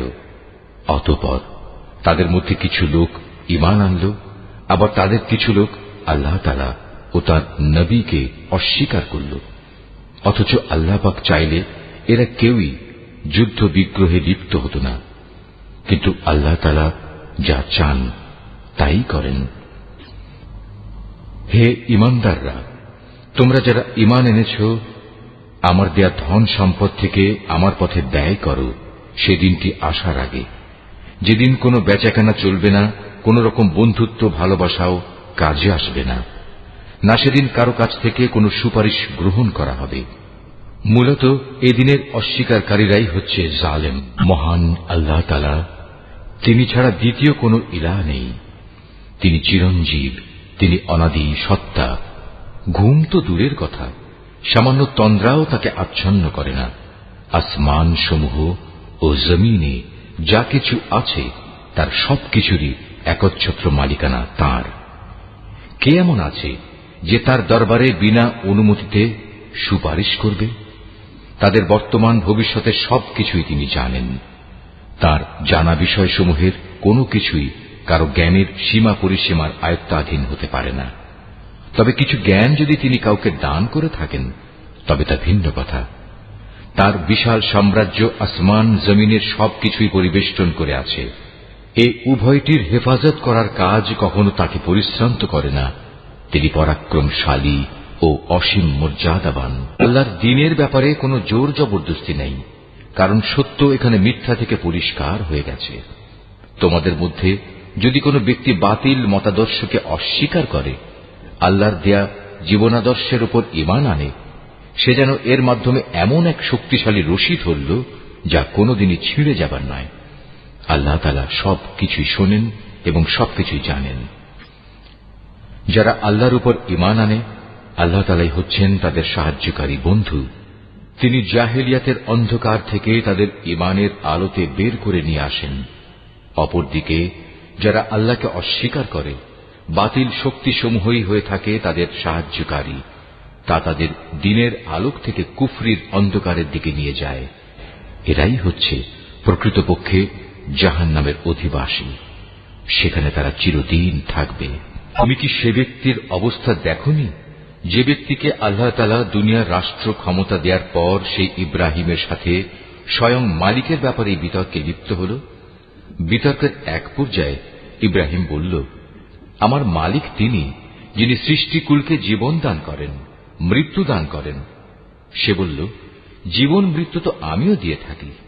ইব্রাহিম বলল, আমার আল্লাহ তাআলা পূর্ব দিক থেকে প্রতিদিন সূর্যের উদয় ঘটান। একবার তুমি তা পশ্চিম দিক থেকে বের করে দেখাও তো। এতে সত্য অস্বীকারী ব্যক্তিটি হতভম্ব হয়ে গেল। আসলে আল্লাহ তাআলা জালেম জাতিকে কখনো পথের দিশা দেন না। ঘটনাটি কি সেই ব্যক্তির মতো যে একটি বস্তির পাশ দিয়ে যাওয়ার সময় যখন দেখল তা বিধ্বস্ত হয়ে আপন অস্তিত্বের উপর মুখ থুবড়ে পড়ে আছে, তখন সে ব্যক্তি বলল, এ মৃত জনপদকে কিভাবে আল্লাহ তাআলা আবার পুনরুজ্জীবন দান করবেন? এক পর্যায়ে আল্লাহ তাআলা সত্যি সত্যি তাকে মৃত্যু দান করলেন এবং এভাবেই তাকে 100 বছর ধরে মৃত ফেলে রাখলেন। অতঃপর তাকে পুনরায় জীবিত করলেন। এবার জিজ্ঞেস করলেন, বলতে পারো তুমি কতকাল মৃত অবস্থায় কাটিয়েছ? সে বলল, আমি একদিন কিংবা একদিনের কিছু অংশ মৃত অবস্থায় কাটিয়েছি। আল্লাহ তাআলা বললেন, বরং এমনি অবস্থায় তুমি 100 বছর কাটিয়ে দিয়েছ। তাকিয়ে দেখো তোমার নিজস্ব খাবার ও পানীয়ের দিকে, দেখবে তা বিন্দুমাত্র পচেনি। তোমার গাধাটির দিকেও দেখো, তাও একই অবস্থায় আছে। আমি এসব এজন্যই দেখালাম যেন আমি তোমাকে মানুষদের জন্য পরকালীন জীবনের একটি জীবন্ত প্রমাণ হিসেবে উপস্থাপন করতে পারি। এই মৃত জীবের হাড় পাঁজরগুলোর দিকে তাকিয়ে দেখো, তুমি নিজেই দেখতে পাবে আমি কিভাবে তা একটার সাথে আরেকটা জোড়া লাগিয়ে নতুন জীবন দিয়েছি। অতঃপর কিভাবে তাকে আমি গোশতের পোশাক পরিয়ে দিয়েছি। অতএব এভাবে আল্লাহর দেখানো এ বিষয়টি যখন তার কাছে পরিষ্কার হয়ে গেল, তখন সে বলে উঠল, আমি এটা জানি, অবশ্যই আল্লাহ তাআলা সব কিছুর উপর ক্ষমতাবান। করো। যখন ইব্রাহিম বলল, হে মালিক, মৃতকে তুমি কিভাবে পুনরায় জীবিত করো তা আমাকে একটু দেখিয়ে দাও। আল্লাহ তাআলা বললেন, কেন, না দেখে কি তুমি বিশ্বাস করো না? ইব্রাহিম বলল, হ্যাঁ প্রভু, আমি বিশ্বাস করি, কিন্তু এর দ্বারা আমার মন একটু সান্ত্বনা পাবে, এই যা। আল্লাহ তাআলা বললেন, তুমি বরং এক কাজ করো, 4টি পাখি ধরে আনো, অতঃপর আস্তে আস্তে এই পাখিগুলোকে তোমার কাছে পোষ মানিয়ে নাও, যাতে ওদের নাম তোমার কাছে পরিচিত হয়ে যায়। তারপর তাদের শরীর কেটে কয়েক টুকরা ভাগ করো, তাদের কাটা এক একটি টুকরো এক একটি পাহাড়ের উপর রেখে এসো, অতঃপর ওদের সবার নাম ধরে তুমি ডাকো। দেখবে জীবন্ত পাখিতে পরিণত হয়ে ওরা তোমার কাছে দৌড়ে আসবে। তুমি জেনে রাখো, আল্লাহ তাআলা মহা শক্তিশালী, বিজ্ঞ, কুশলী। যাদের ধন সম্পদ আল্লাহ তাআলার পথে খরচ করে তাদের উদাহরণ হচ্ছে একটি বীজের মতো, যে বীজটি বপন করার পর তা থেকে একে একে 7টি শীষ বেরুল, আবার এর প্রতিটি শীষে রয়েছে 100 শস্য দানা। আসলে আল্লাহ তাআলা যাকে চান তাকে বহু গুণ বৃদ্ধি করে দেন। আল্লাহ তাআলা অনেক প্রশস্ত, অনেক বিজ্ঞ। যারা আল্লাহ তাআলার পথে নিজেদের ধন সম্পদ ব্যয় করে এবং ব্যয় করে তা প্রচার করে বেড়ায় না, খোঁটা দেয় না এবং কষ্টও দেয় না, এজন্য তাদের মালিকদের কাছে তাদের জন্য পুরস্কার সংরক্ষিত রয়েছে। শেষ বিচারের দিন এদের কোনো ভয় নেই, তাদের সেদিন দুশ্চিন্তাগ্রস্তও হতে হবে না। একটুখানি সুন্দর কথা বলা এবং উদারতা দেখিয়ে ক্ষমা করে দেয়া সেই দানের চাইতে অনেক ভালো, যে দানের পরিণামে কষ্টই আসে। আল্লাহ তাআলা কারোরই মুখাপেক্ষী নন, তিনি পরম ধৈর্যশীল বটে। হে ঈমানদার বান্দারা, তোমরা উপকারের খোঁটা দিয়ে এবং অনুগৃহীত ব্যক্তিকে কষ্ট দিয়ে তোমাদের দান সদকা বরবাদ করে দিও না, ঠিক সেই হতভাগ্য ব্যক্তির মতো যে শুধু লোক দেখানোর উদ্দেশ্যেই দান করে, সে আল্লাহ তাআলা ও পরকালের উপর বিশ্বাস করে না। তার দানের উদাহরণ হচ্ছে যেন একটি মসৃণ শিলাখণ্ডের উপর কিছু মাটির আবরণ পড়ল, সেখানে মুষলধারে বৃষ্টিপাত হল, অতঃপর তা পাথরটিকে শক্ত করিয়ে রেখে গেল। দান খয়রাত করে তারা যা কিছু অর্জন করল তা দিয়ে তারা কিছুই করতে পারল না। আর যারা আল্লাহকে বিশ্বাস করে না, আল্লাহ তাআলা তাদের কখনো সঠিক পথ দেখান না। অপরদিকে যারা আল্লাহ তাআলার সন্তুষ্টির জন্য এবং নিজেদের মানসিক অবস্থা আল্লাহর পথে সুদৃঢ় রাখার জন্য নিজেদের ধন সম্পদ ব্যয় করে, তাদের উদাহরণ হচ্ছে যেন তা কোনো উঁচু পাহাড়ের উপত্যকায় একটি সুসজ্জিত ফসলের বাগান। যদি সেখানে প্রবল বৃষ্টিপাত হয় তাহলে ফসলের পরিমাণ দ্বিগুণ হয়, আর প্রবল বৃষ্টিপাত না হলেও বৃষ্টির শিশির বিন্দুগুলোই ফসলের জন্য যথেষ্ট হয়। আল্লাহ তাআলা ভালো করে পর্যবেক্ষণ করেন তোমরা কে কি কাজ করো। তোমাদের কেউ কি চাইবে যে তার কাছে ফলে ফুলে সুশোভিত একটি বাগান থাকুক, যাতে খেজুর ও আঙুর সহ বিভিন্ন ধরনের ফলমূল থাকবে, তার তলদেশ দিয়ে আবার প্রবহমান থাকবে কতিপয় ঝর্ণাধারা, আর এর ফল ভোগ করার আগেই বাগানের মালিক বয়সের ভারে নুয়ে পড়বে এবং তার কিছু দুর্বল সন্তান থাকবে। এই অবস্থায় হঠাৎ করে এক আগুনে বাতাস এসে তার সব স্বপ্ন জ্বালিয়ে দিয়ে যাবে। এভাবেই আল্লাহ তাআলা তার নিদর্শনগুলো তোমাদের কাছে সুস্পষ্টভাবে বর্ণনা করেন, যাতে তোমরা আল্লাহ তাআলার এসব কথার উপর চিন্তা গবেষণা করতে পারো। হে ঈমানদার লোকেরা, তোমরা নিজেরা যা অর্জন করেছ সে পবিত্র সম্পদ এবং যা আমি জমিনের ভেতর থেকে তোমাদের জন্য বের করে এনেছি তার থেকে একটি উৎকৃষ্ট অংশ আল্লাহর পথে ব্যয় করো। আল্লাহর জন্য এমন নিকৃষ্টতম জিনিসগুলো বেছে রেখে তার থেকে ব্যয় করো না, যা অন্যরা তোমাদের দিলে তোমরা তা গ্রহণ করবে না। অবশ্য যা কিছু তোমরা অনিচ্ছাকৃতভাবে গ্রহণ করো তা আলাদা। তোমরা জেনে রেখো, আল্লাহ তাআলা তোমাদের দানের মুখাপেক্ষী নন, সব প্রশংসার মালিক তো তিনিই। শয়তান সব সময় তোমাদের অভাব অনটনের ভয় দেখাবে এবং সে নানাবিধ অশ্লীল কর্মকাণ্ডের আদেশ দেবে। আর আল্লাহ তাআলা তোমাদের তার কাছ থেকে অসীম বরকত ও ক্ষমার প্রতিশ্রুতি দিচ্ছেন এবং সেদিকেই তিনি তোমাদের ডাকছেন। আল্লাহ তাআলা প্রাচুর্যময় ও সম্যক অবগত। আল্লাহ তাআলা যাকে চান তাকে একান্তভাবে তার পক্ষ থেকে বিশেষ জ্ঞান দান করেন, আর যে ব্যক্তিকে আল্লাহ তাআলার সেই বিশেষ জ্ঞান দেওয়া হল সে যেন মনে করে তাকে প্রচুর কল্যাণ দান করা হয়েছে। আর প্রজ্ঞা সম্পন্ন ব্যক্তি ছাড়া আল্লাহর এসব কথা থেকে অন্য কেউ কোনো শিক্ষাই গ্রহণ করতে পারে না। তোমরা যা কিছু খরচ করো আর যা কিছু খরচ করার জন্য মানত করো, আল্লাহ তাআলা অবশ্যই তা ভালো করেই জানেন। জালেমদের আসলেই কোনো সাহায্যকারী নেই। আল্লাহ তাআলা সন্তুষ্টির জন্য তোমরা যা কিছু দান করো তা যদি প্রকাশ্যভাবে মানুষদের সামনে করো তা ভালো কথা, তাতে কোনো দোষ নেই। তবে যদি তোমরা তা মানুষদের কাছে গোপন রাখো এবং চুপে চুপে অসহায়দের দিয়ে দাও, তা হবে তোমাদের জন্য উত্তম। এ দানের কারণে আল্লাহ তাআলা তোমাদের বহুবিধ গুনাহ খাতা মুছে দেবেন। আর তোমরা যাই করো না কেন, আল্লাহ তাআলা সবকিছু সম্পর্কে ওয়াকিবহাল রয়েছেন। যারা তোমার কথা শোনে না, তাদের হেদায়েতের দায়িত্ব তোমার উপর নয়, তবে আল্লাহ তাআলা যাকে চান তাকেই সঠিক পথ দেখান। তোমরা যা দান সদকা করো এটা তোমাদের জন্য কল্যাণকর, কারণ তোমরা তো এজন্যই খরচ করো যেন আল্লাহর সন্তুষ্টি অর্জন করতে পারো। তোমরা আজ যা কিছু দান করবে, আগামীকাল তার পুরোপুরি পুরস্কার তোমাদের আদায় করে দেয়া হবে। সেদিন তোমাদের উপর কোন রকম জুলুম করা হবে না। দান সদকা তো তোমাদের মাঝে এমন কিছু গরিব মানুষের জন্য যারা আল্লাহর পথে এমনভাবে ব্যাপৃত, যারা নিজেদের জন্য জমিনের বুকে চেষ্টা সাধনা করতে পারে না।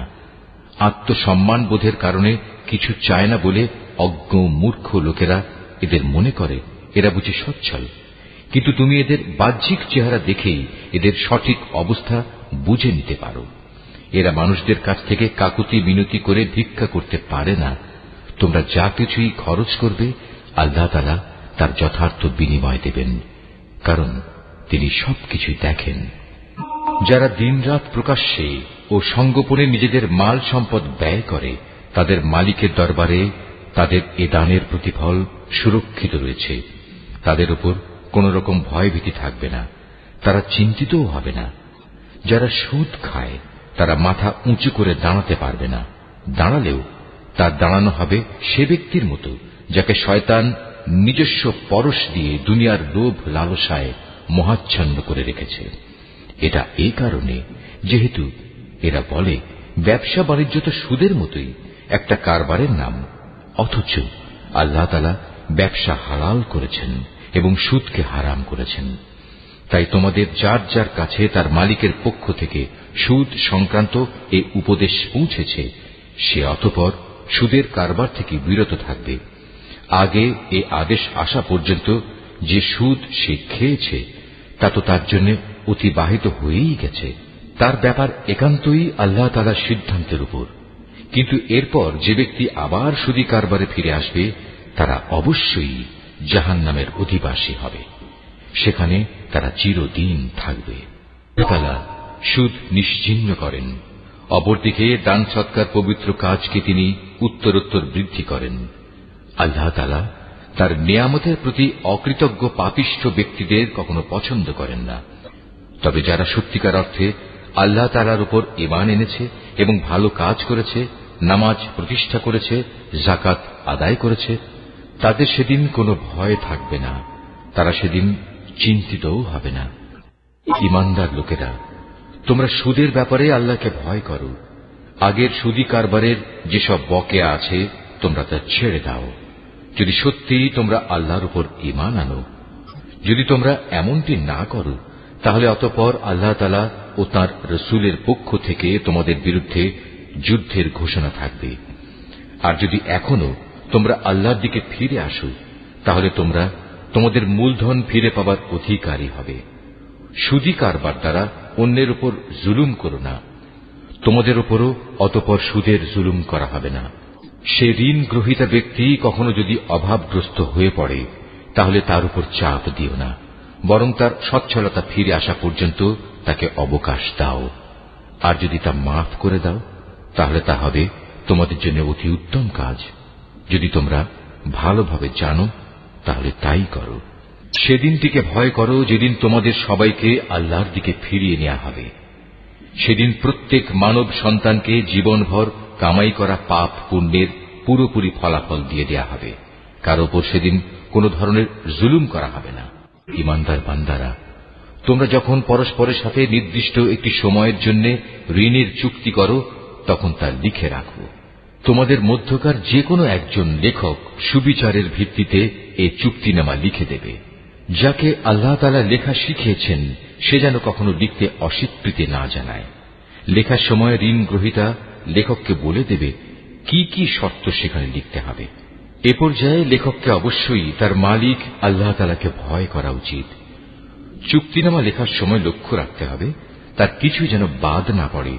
যদি সে ঋণ গ্রহীতা অজ্ঞ, মূর্খ এবং সব দিক থেকে দুর্বল হয়, অথবা চুক্তিনামার কথাবার্তা বলে দেওয়ার ক্ষমতাই তার না থাকে, তাহলে তার পক্ষ থেকে তার কোনো অভিভাবক ন্যায়ানুগ পন্থায় বলে দেবে কি কি কথা লিখতে হবে। তদুপরি তোমাদের মধ্যে থেকে দুইজন পুরুষকে এ চুক্তিপত্রে সাক্ষী বানিয়ে নিও। যদি দুইজন পুরুষ একত্রে পাওয়া না যায় তাহলে একজন পুরুষ এবং দুজন মহিলা সাক্ষী হবে, যাতে করে তাদের একজন ভুলে গেলে দ্বিতীয়জন তাকে স্মরণ করিয়ে দিতে পারে। এমন সব লোকদের মধ্যে থেকে সাক্ষী নিতে হবে যাদের উভয় পক্ষ পছন্দ করবে। সাক্ষীদের যখন সাক্ষী প্রদানের জন্য ডাকা হবে তখন তারা তা অস্বীকার করবে না। লেনদেনের সময় পরিমাণ ছোট হোক কিংবা বড় হোক, দিনক্ষণ সহ তা লিখে রাখার ব্যাপারে অবহেলা করো না। এটা আল্লাহর কাছে ন্যায্যতর ও সাক্ষ্য দানের ক্ষেত্রে অধিক মজবুত ভিত্তির উপর প্রতিষ্ঠিত, এবং পরবর্তীকালে যাতে তোমরা সন্দিগ্ধ না হও তার সমাধানের জন্যও এটা নিকটতর পন্থা। যা কিছু তোমরা নগদ হাতে হাতে আদান প্রদান করো তা সব সময় না লিখলেও তোমাদের কোনো ক্ষতি নেই, তবে ব্যবসায়িক লেনদেনের সময় অবশ্যই সাক্ষী রাখবে। দলিলের লেখক ও চুক্তিনামার সাক্ষীদের কখনো তাদের মত বদলানোর জন্য কষ্ট দেয়া যাবে না। তারপরেও তোমরা যদি তাদের এ ধরনের যাতনা প্রদান করো তাহলে জেনে রেখো তা হবে তোমাদের জন্য একটি মারাত্মক গুনাহ। এ ব্যাপারে আল্লাহ তাআলা তোমাদের সব কিছুই শিখিয়ে দিচ্ছেন, কেননা আল্লাহ তাআলা সব কিছুই জানেন। যদি তোমরা কখনো সফরে থাকো এবং এ কারণে ঋণের চুক্তি লেখার মতো কোনো লেখক না পাও, তাহলে চুক্তি লেখার বদলে কোনো জিনিস বন্ধক রেখে দাও। যখন তোমাদের কোনো ব্যক্তি অপর ব্যক্তিকে কোনো বন্ধকি জিনিসের ব্যাপারে বিশ্বাস করে, এমতাবস্থায় যে ব্যক্তিকে বিশ্বাস করা হয়েছে তার উচিত সেই আমানত যথাযথ ফেরত দেয়া এবং আমানতের ব্যাপারে আল্লাহ তাআলাকে ভয় করা, যিনি তার মালিক। তোমরা কখনো সাক্ষ্য গোপন করো না। যে ব্যক্তি তা গোপন করে সে অবশ্যই অন্তরের দিক থেকে পাপিষ্ঠ সাব্যস্ত হয়। বস্তুত আল্লাহ তাআলা তোমাদের যাবতীয় কাজকর্মের ব্যাপারে সম্যক অবগত রয়েছেন। আসমান জমিনে যা কিছু আছে তা সবই আল্লাহ তাআলার জন্য।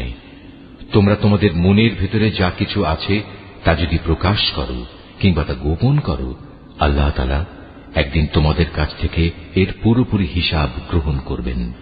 এরপর তিনি যাকে ইচ্ছা তাকে মাফ করে দেবেন, আবার যাকে ইচ্ছা তাকে তিনি শাস্তি দেবেন। আল্লাহ তাআলা সব কিছুর উপর ক্ষমতাবান। আল্লাহর রসুল সে বিষয়ের উপর ঈমান এনেছে যা তার উপর তার মালিকের পক্ষ থেকে নাযিল করা হয়েছে, আর যারা সে রসুলের উপর বিশ্বাস স্থাপন করেছে তারাও সে একই বিষয়ের উপর ঈমান এনেছে। এরা সবাই ঈমান এনেছে আল্লাহর উপর, তার ফেরেশতাদের উপর, তার কিতাব সমূহের উপর, তার রসুলদের উপর। তারা বলে, আমরা তার পাঠানো নবী রসুলদের কারো মাঝে কোন রকম পার্থক্য করি না। আর তারা বলে, আমরা তো আল্লাহর নির্দেশ শুনেছি এবং তা মেনেও নিয়েছি। হে আমাদের মালিক, আমরা তোমার ক্ষমা চাই এবং আমরা জানি আমাদের একদিন তোমার কাছেই ফিরে যেতে হবে। আল্লাহ তাআলা কখনো কাউকেই তার শক্তি সামর্থ্যের বাইরে কোনো কাজের দায়িত্ব চাপিয়ে দেন না। সে ব্যক্তির জন্য ততটুকু বিনিময় রয়েছে যতটুকু সে এ দুনিয়ায় সম্পন্ন করবে, আবার সে যতটুকু মন্দ দুনিয়ায় অর্জন করেছে তার উপর তার ততটুকু শাস্তি পতিত হবে। অতএব হে মোমেন ব্যক্তিরা, তোমরা এই বলে দোয়া করো, হে আমাদের মালিক, যদি আমরা কিছু ভুলে যাই, কোথাও যদি আমরা কোনো ভুল করে বসি, তার জন্য তুমি আমাদের পাকড়াও করো না। হে আমাদের মালিক, আমাদের পূর্ববর্তী জাতিদের উপর যে ধরনের বোঝা তুমি চাপিয়েছিলে তা আমাদের উপর চাপিও না। হে আমাদের মালিক, যে বোঝা বইবার সামর্থ্য আমাদের নেই তা তুমি আমাদের উপর চাপিয়ে দিও না। তুমি আমাদের উপর মেহেরবানি করো, তুমি আমাদের মাফ করে দাও। আমাদের উপর তুমি দয়া করো। তুমি আমাদের একমাত্র আশ্রয়দাতা বন্ধু। অতএব কাফেরদের মোকাবেলায় তুমি আমাদের